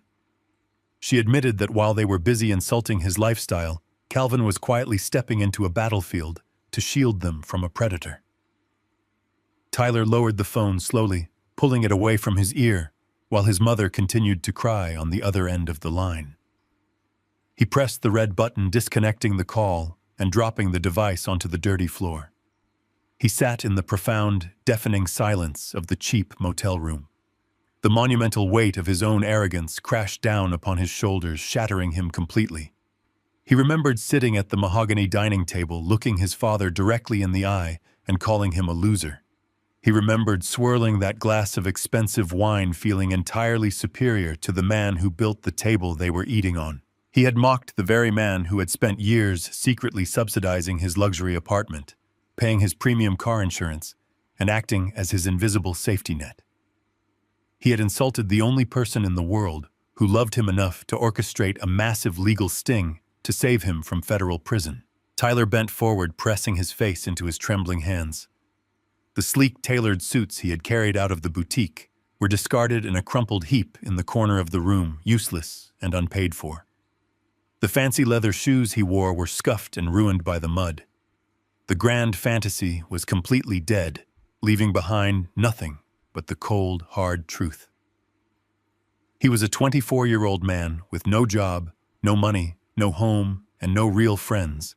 Every single thing he thought made him special was either a lie told by a con artist or a secret gift provided by the father he despised. The boy who thought he was untouchable finally broke weeping bitterly in the cold, lonely darkness. He realized he had traded genuine unconditional love for a worthless, empty lie. The tears offered no comfort, only the bitter sting of ultimate regret. He sat alone in the miserable yellow room facing the terrifying reality that he had absolutely nothing left to blame but his own blinding arrogance. The foundation of his false reality had been entirely removed, and he was finally hitting the solid, unforgiving ground. The rain had not let up since the afternoon. It continued to fall in heavy cold sheets, turning the city streets into slick, dark mirrors.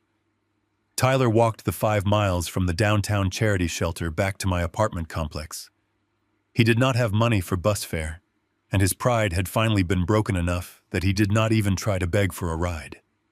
He walked every single grueling step, feeling the cold water soak through his thin jacket and ruin his expensive shoes. He felt the heavy, agonizing weight of his own profound stupidity with every mile he crossed. He walked past the glowing windows of warm restaurants and busy coffee shops, completely invisible to the world he thought he owned just 24 hours ago. It was nearly midnight when I heard the faint, hesitant knock at my front door. It was not the loud, aggressive pounding from the previous evening. It was a soft, cautious sound, the knock of a man who fully expected to be turned away. I was sitting at my desk reviewing the final legal documents Victor had sent over. I took a slow, steady breath, pushed the papers aside, and walked toward the entryway. I unlocked the deadbolt and pulled the door open. Tyler was standing on the small concrete landing, looking absolutely destroyed. The rain was pouring off the edge of the roof, splashing around his ruined shoes. His designer clothes were plastered to his skin, heavy and dark with freezing water. He was shivering violently, his teeth chattering so hard I could hear the sound over the storm. He did not try to push past me. He did not launch into a frantic, chaotic explanation. He did not demand, "Let him inside." He simply stood in the freezing rain, his shoulders slumped in total, absolute defeat. I waited in silence, leaning against the wooden doorframe.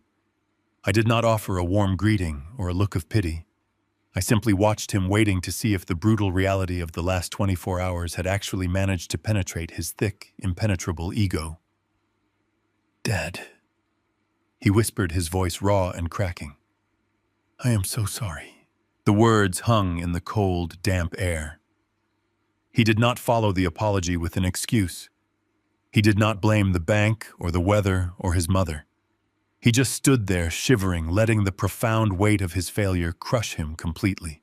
"I was wrong," Tyler continued, forcing the words out through his chattering teeth. "I was so incredibly wrong about everything.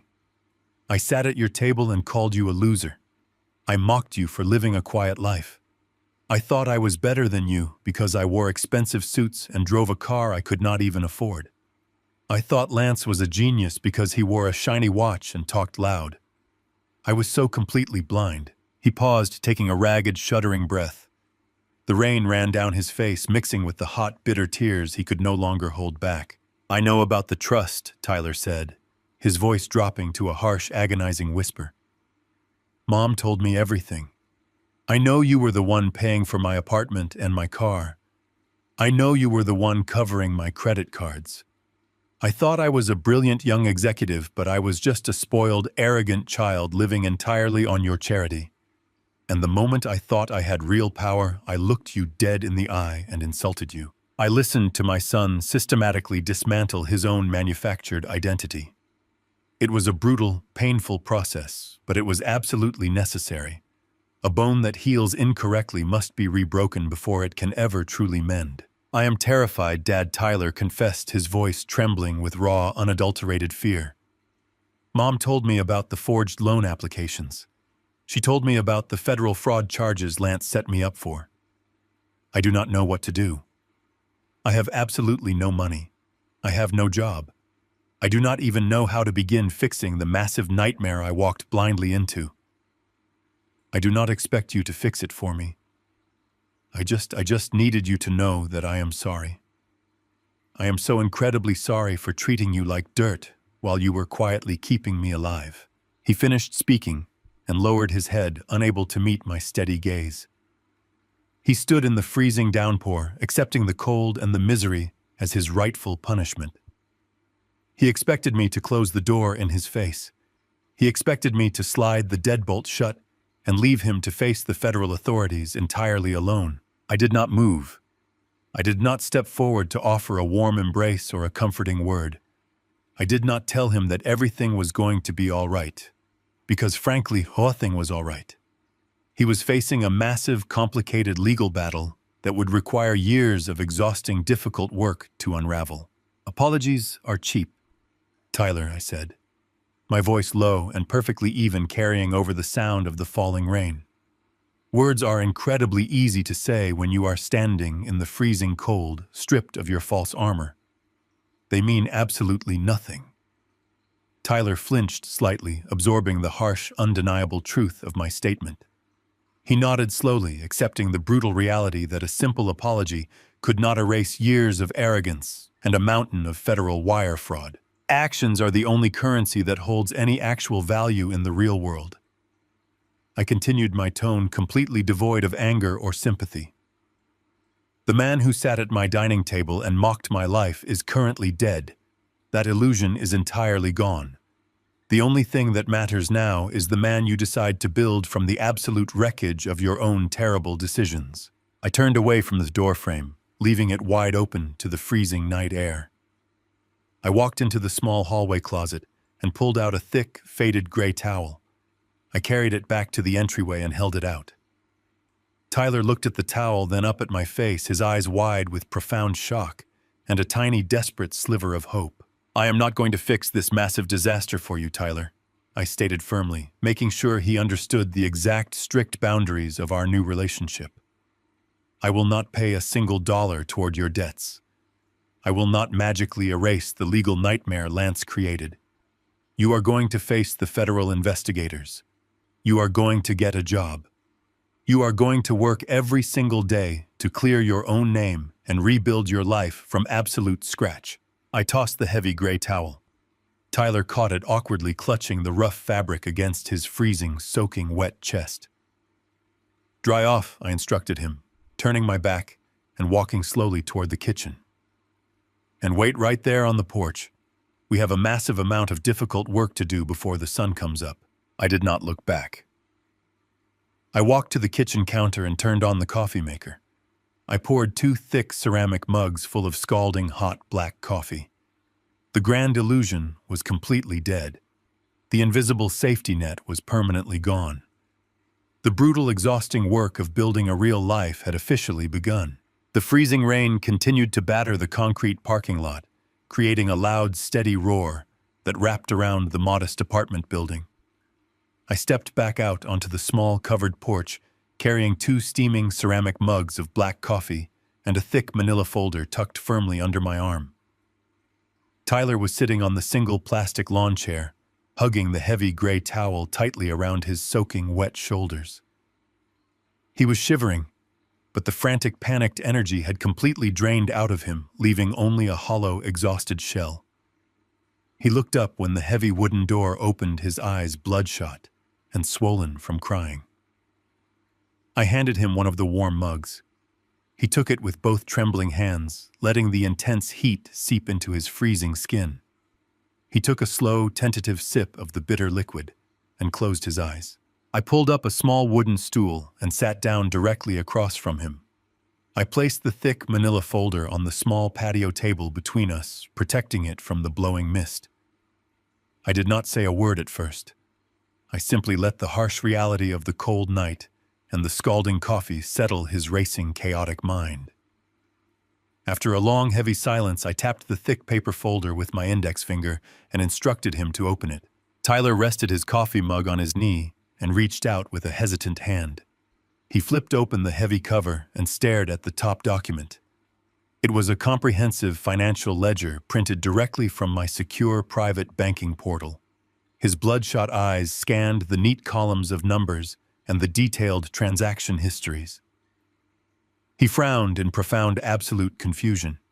He recognized the specific routing numbers and the exact monthly payment amounts. They were the precise figures that had covered his luxury high-rise apartment lease, his expensive imported car insurance, and his massive revolving credit card bills. He looked up at me completely bewildered. He asked how I managed to get my hands on the highly confidential internal records of his anonymous family trust. I looked him dead in the eye and delivered the truth with absolute freezing clarity. I told him there was never an anonymous family trust. There was never a mysterious corporate benefactor or a wealthy distant relative who recognized his unique, untapped potential. I told him that I was the trust. I was the invisible financial safety net that had been quietly paying for his extravagant, arrogant lifestyle for the past 3 years. Tyler stared at me as if I had suddenly spoken a foreign language. His mind simply could not reconcile the information in front of him with the man sitting across the table. He looked at my faded flannel sweater. He looked over my shoulder at the modest, sparsely decorated living room of my simple apartment. He looked out at the parking lot where my 15-year-old battered pickup truck was parked in the rain. He stammered, asking how a man living on a basic working-class budget could possibly afford to throw thousands of dollars away every single month without going completely bankrupt. I took a slow sip of my coffee and systematically dismantled the final lingering illusion of his entire life. I explained that I was not a poor, struggling man surviving paycheck to paycheck. I revealed that I was a self-made millionaire. I told him about the commercial construction company I had built from absolutely nothing and sold for a massive profit decades ago. I told him about the quiet, incredibly lucrative real estate investments I had secured while he was still a young child. I explained that I chose to live in a basic apartment, drive an old truck, and work a quiet, boring routine because I profoundly valued peace over ostentation. I told him that visible wealth attracts parasites, predators, and endless, complicated problems. I wanted a life of quiet, absolute security, and I had achieved exactly that. The shock on his face was total and complete. The father he had patronized, mocked, and dismissed as an unmotivated loser was actually sitting on a mountain of quiet, impenetrable wealth. He asked me the only logical question remaining. He asked why I had never told him the truth about my money. I leaned forward, resting my elbows on my knees. I told him I kept my wealth a strict secret because I knew exactly what unearned money does to a young, developing mind. Unearned wealth is a toxic poison. It strips a person of their ambition, their resilience, and their basic human decency. I wanted him to grow up hungry. I wanted him to learn the profound, immense value of hard work, of sweating for a paycheck, and of building a life with his own 2 hands. I wanted to raise a strong, capable man, not a weak, entitled heir who believed the world owed him a luxurious living simply for existing. But I admitted my own terrible failure to him. I told him that my grandparenting plan had completely backfired the moment he dropped out of college. I could not bear the thought of watching him fail so early in his adult life. I panicked.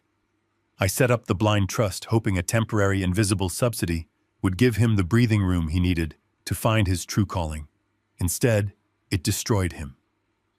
The invisible money removed all the natural, harsh consequences of his lazy, irresponsible actions. It allowed him to build a towering ego based entirely on a financial foundation he did not earn. It made him the perfect gullible target for a sophisticated corporate predator like Lance. I told him that the dinner party was not the reason I cut off his funding. I did not freeze his bank accounts out of petty, vindictive anger because he insulted my lifestyle. I cut off the money out of absolute life-saving necessity.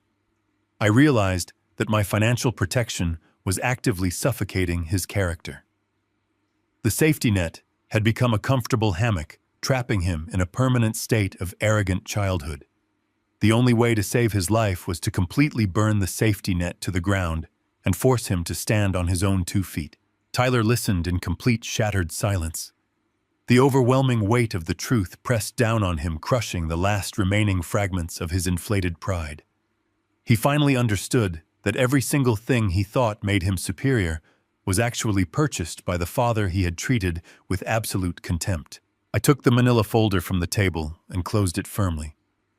I told Tyler that the era of the anonymous family trust was permanently over. I laid out the strict, unbreakable rules for his new reality.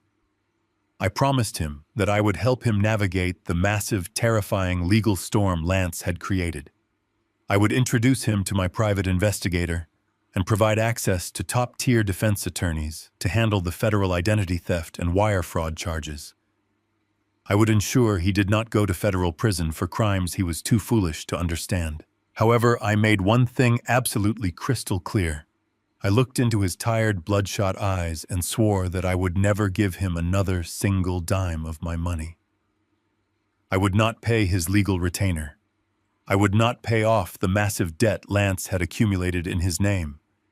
I would not buy him a new car or co-sign a lease for a new apartment. I told him he was going to get a minimum wage job immediately. He was going to scrub floors, wash dishes, or dig ditches if necessary. He was going to live in the cheapest room he could find, and he was going to surrender every extra penny he earned to clear his own fraudulent debts. He was going to endure the long, humiliating, exhausting process of rebuilding his ruined credit score and clearing his name entirely from scratch. It was going to take years of grueling, painful work, and he was going to do it completely on his own. Tyler did not argue. He did not beg for a softer punishment or a small temporary loan to ease the harsh transition. The arrogant boy who demanded luxury was gone. The exhausted, broken man sitting on my porch simply looked down at his ruined leather shoes and nodded his head. He took a long, slow drink of his black coffee, accepting the bitter taste of his new reality. He told me he understood the terms perfectly. The long, difficult road to redemption was stretching out before him, but for the first time in his entire life, he was finally walking on solid, honest ground. 6 heavy months evaporated into the cold winter air. The passing of time was no longer measured by extravagant weekend getaways or expensive dinners, but by the brutal, relentless ticking of a punch clock. Tyler woke up every single morning at 5 o'clock, in a room so small he could touch both walls if he stretched out his arms. His new home was a cramped, damp studio apartment, located above a noisy auto repair shop on the very edge of the city limits. The luxurious skyline views he once took for granted were replaced by a single smudged window overlooking a brick alleyway filled with dumpsters. There was no marble counter, no stainless steel appliances, and no concierge to greet him. There was only a stained sink, a rattling refrigerator, and a sagging mattress resting directly on the scuffed linoleum floor. Yet for the very first time in his adult life, Tyler actually owned the space he inhabited. Every single cent of the meager rent was paid for by the sweat off his own back. The young man who used to spend thousands of dollars on custom-tailored silk suits now wore a faded, stiff cotton uniform. His mornings began at the local hardware store, where he worked the early loading shift. He spent hours hauling heavy bags of concrete, mixing cement, and stacking raw lumber in the freezing open-air yard. The soft, unblemished hands of the fake corporate executive were completely gone, replaced by rough, calloused skin covered in deep blisters. Customers would often walk right past him, treating him with the exact same dismissive arrogance he used to aim at working-class people just half a year ago. They would snap their fingers, demand immediate service, and complain loudly when he was not fast enough. Tyler did not argue back or demand respect. He simply lowered his head, offered a polite apology, and carried the heavy loads to their vehicles with a quiet, unshakable dignity. When his shift at the hardware store ended, his grueling day was only half over. Tyler would take a crowded public bus across town to a busy roadside diner to begin his second job. He spent his evenings standing over a massive steaming industrial sink, scrubbing burnt grease off heavy iron skillets and scraping food off hundreds of ceramic plates. The heat in the kitchen was suffocating, and the smell of old frying oil permanently soaked into his hair and clothes. His back ached with a deep, relentless, throbbing pain that never truly went away. He worked until midnight, mopping the sticky tile floors and dragging heavy bags of garbage out to the dark alley. The illusion of his glamorous life had been entirely scrubbed away, leaving behind only the pure, exhausting reality of honest survival. The physical exhaustion was only one part of his heavy burden. The legal nightmare created by Lance was still casting a massive dark shadow over his every waking moment. The federal investigation into the identity theft and wire fraud was an ongoing complicated beast.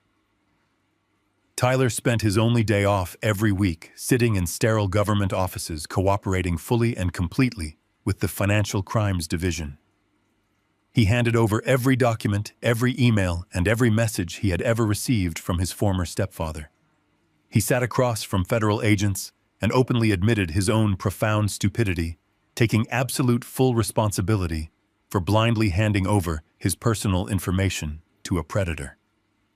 Every spare dollar he earned from the hardware store and the diner went straight toward paying down the massive legal restitution.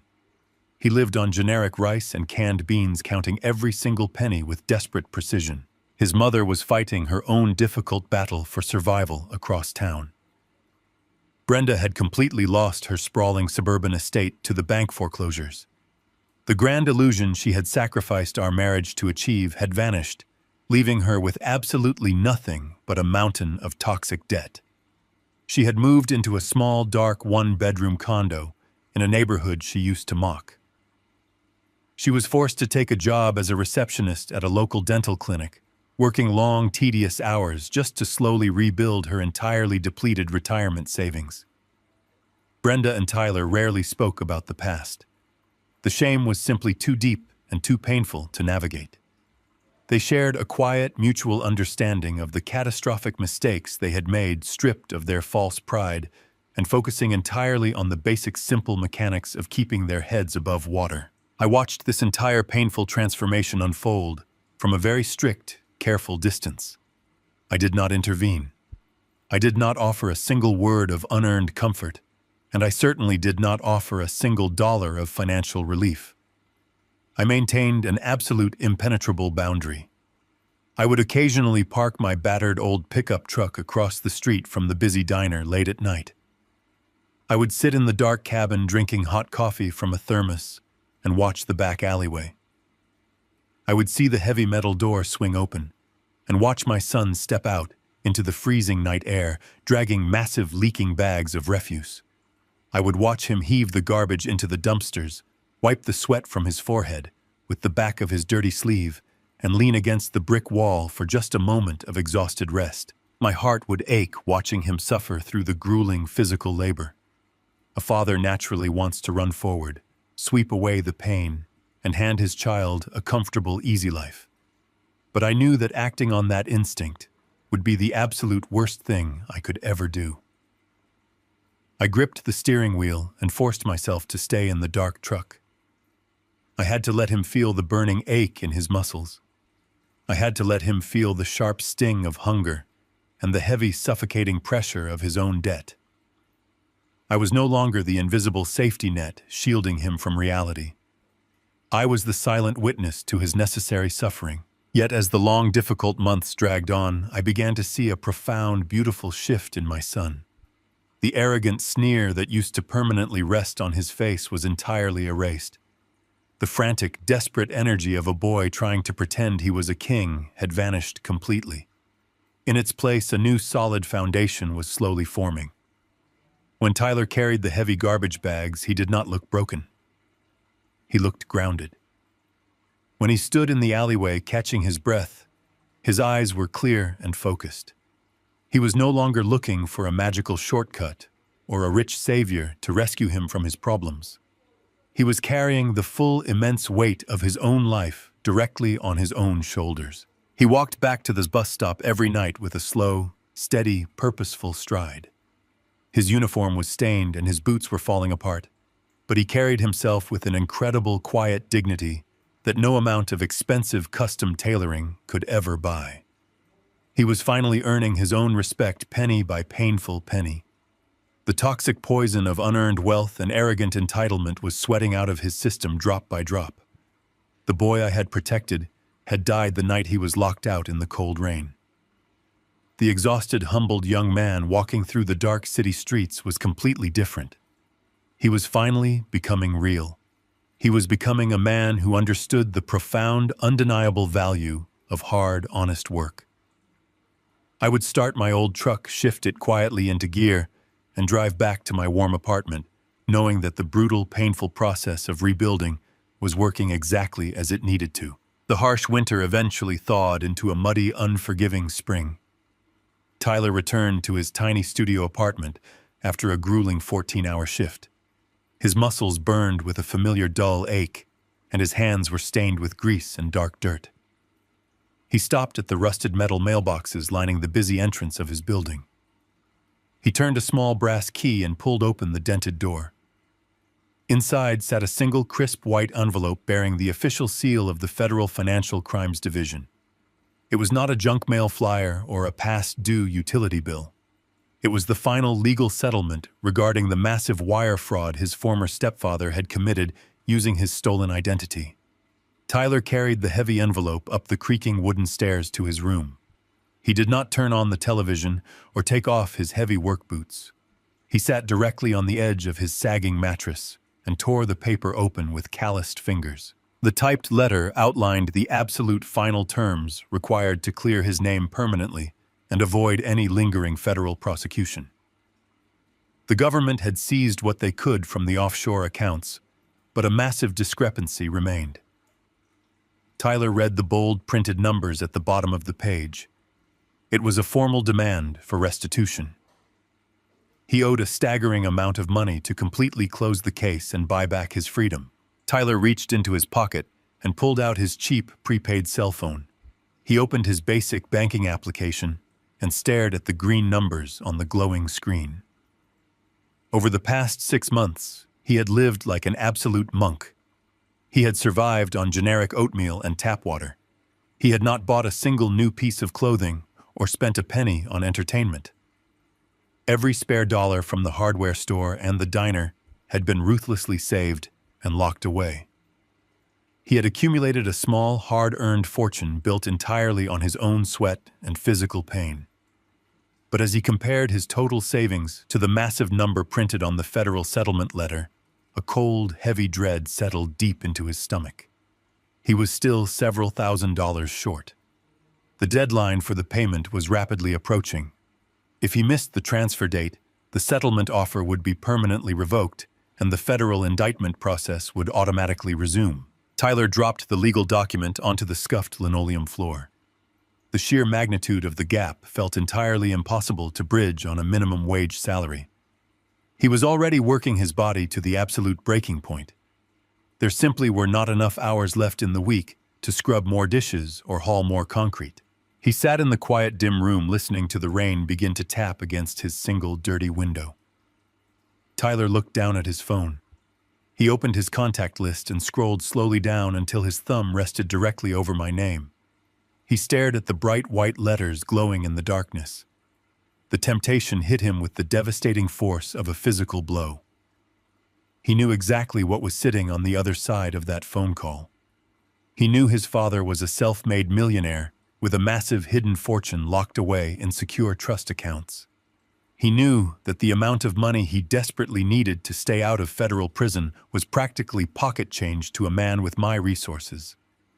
One simple phone call could instantly erase the terrifying nightmare. He could dial the number, swallow his pride, and beg for a temporary loan. He could promise to pay it back with interest. He could leverage our shared blood and my paternal instinct to secure a quick, easy rescue. His thumb hovered just a fraction of an inch above the green call button. The easy way out was waiting right there, promising immediate relief from the crushing anxiety and the bone-deep physical exhaustion. His mind began to flood with brilliant rationalizations. He told himself it would just be a formal business loan. He could draft a legal contract and agree to a strict repayment schedule with heavy interest. He tried to convince himself that reaching out to family for temporary financial assistance was a normal, acceptable thing for a young man to do in a severe crisis. He closed his eyes and imagined how incredibly simple it would be to just let the invisible safety net catch him one last time. He could end the endless double shifts and sleep for a full 8 hours without waking up in a cold sweat over federal deadlines. Tyler kept his eyes closed and took a long, slow breath. He remembered the freezing night he stood on my porch, stripped of his arrogant illusions.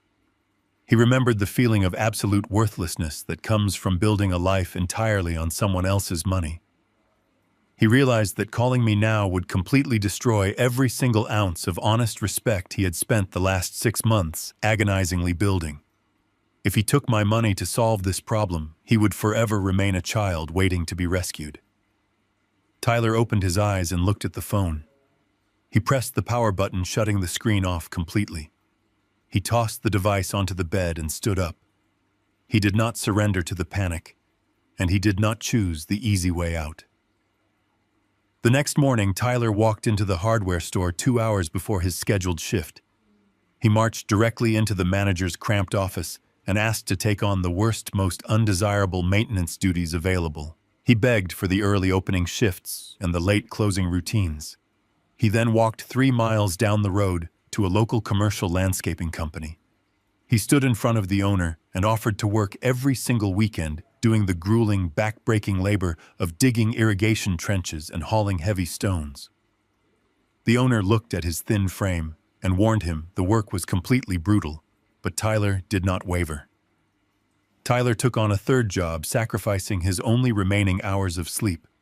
He spent his Saturdays and Sundays knee-deep in thick, freezing mud, swinging a heavy steel pickaxe until his hands bled inside his cheap work gloves.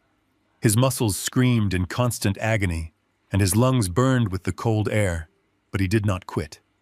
He hauled massive landscaping boulders across sprawling yards, pushing his body far past its natural limits.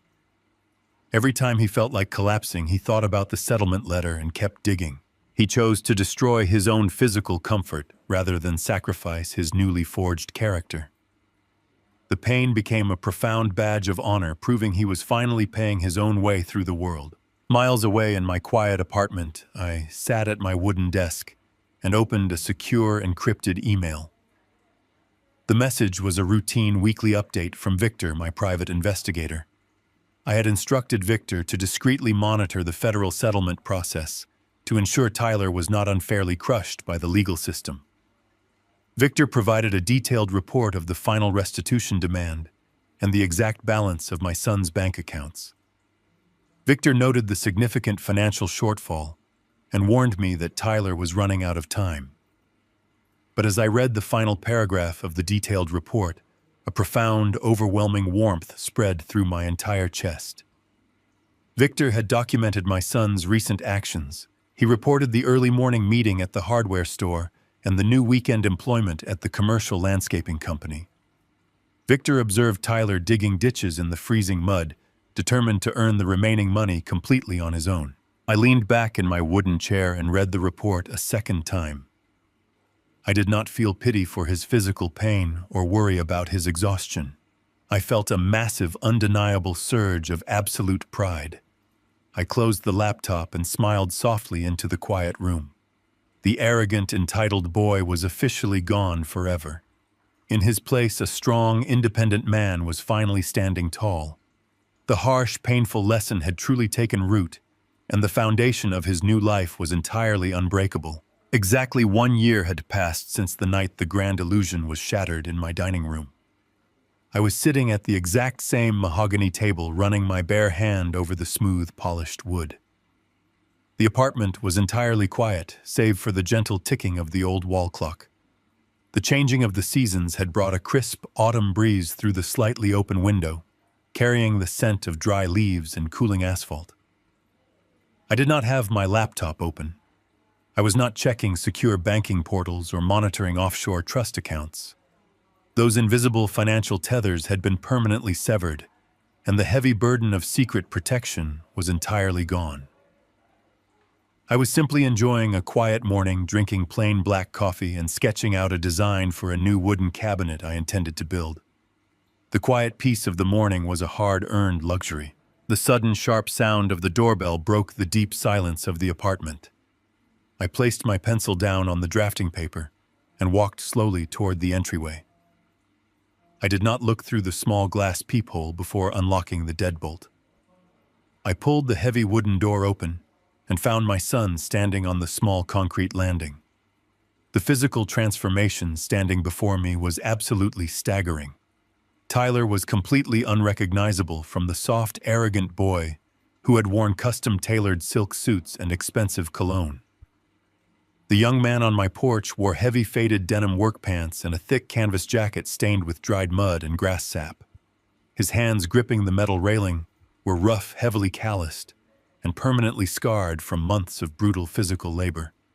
He looked incredibly exhausted, carrying the deep, permanent fatigue that only comes from waking up before dawn to engage in relentless manual work. Yet beneath the dirt and the obvious exhaustion, his face radiated a profound, undeniable sense of genuine happiness.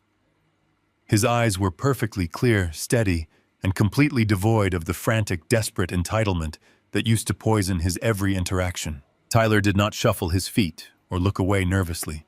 He stood tall and met my gaze directly. He reached into the deep front pocket of his heavy canvas jacket and pulled out a plain white paper envelope.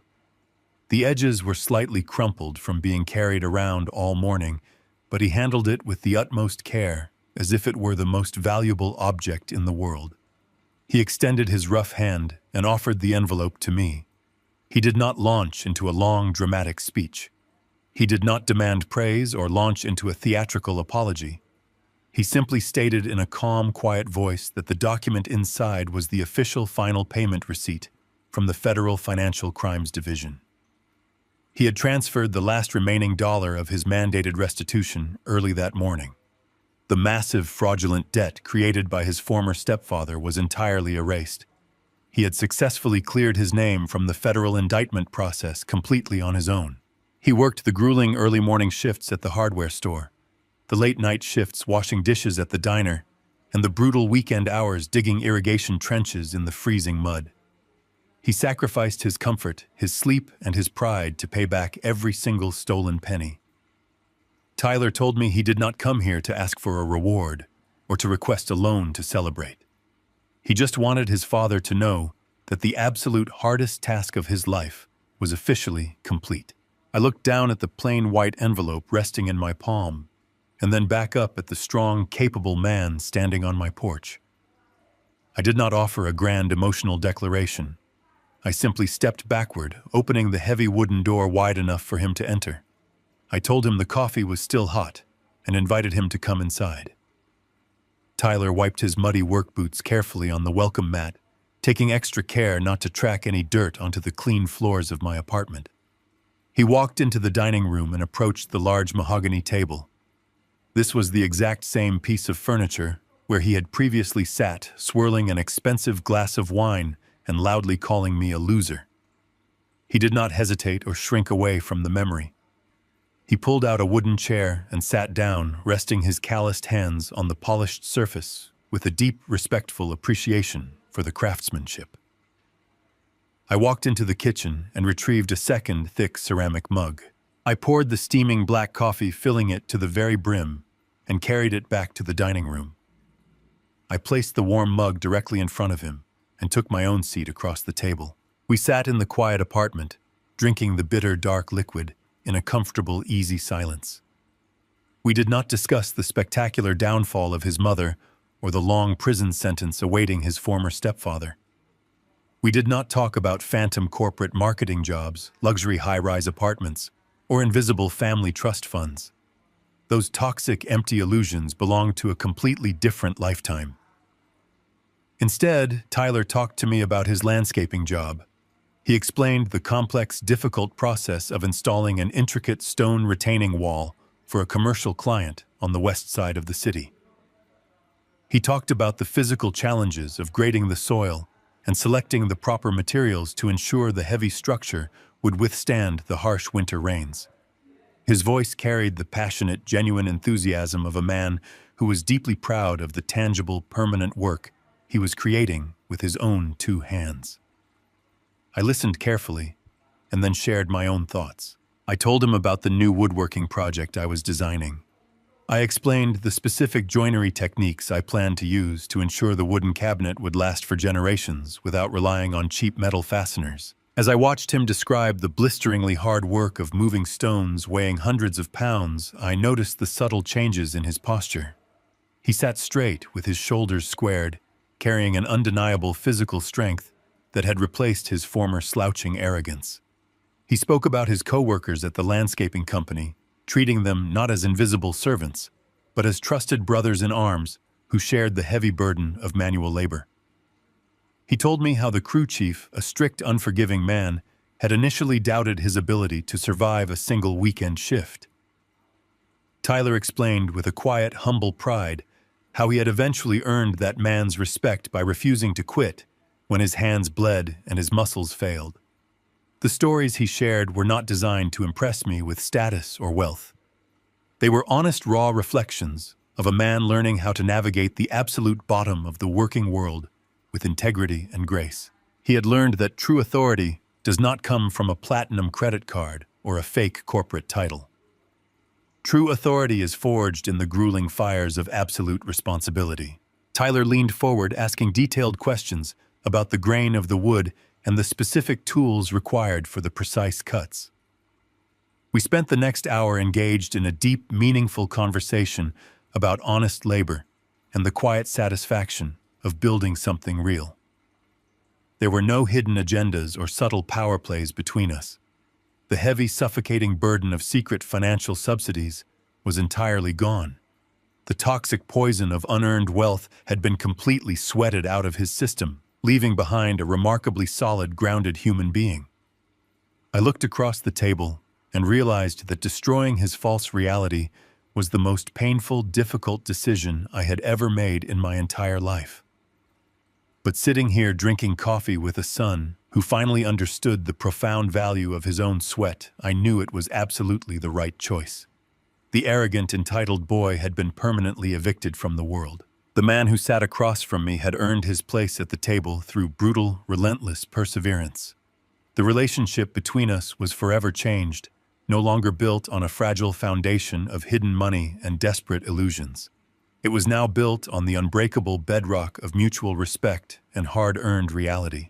The profound lesson embedded in this story is the dangerous difference between providing a safety net and building a hammock.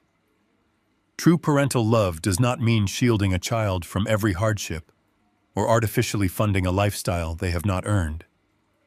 Unearned wealth breeds toxic entitlement and leaves a person completely vulnerable to sophisticated predators. By burning down the false sanctuary, Calvin gave his son the ultimate gift of harsh reality. Hitting rock bottom forces us to discover our genuine strength. Respect, dignity, and true independence cannot be inherited or purchased. They must be meticulously forged through the grueling fires of absolute personal accountability. Please hit the like button, subscribe to the channel, and share your own experiences with setting difficult boundaries in the comment section below.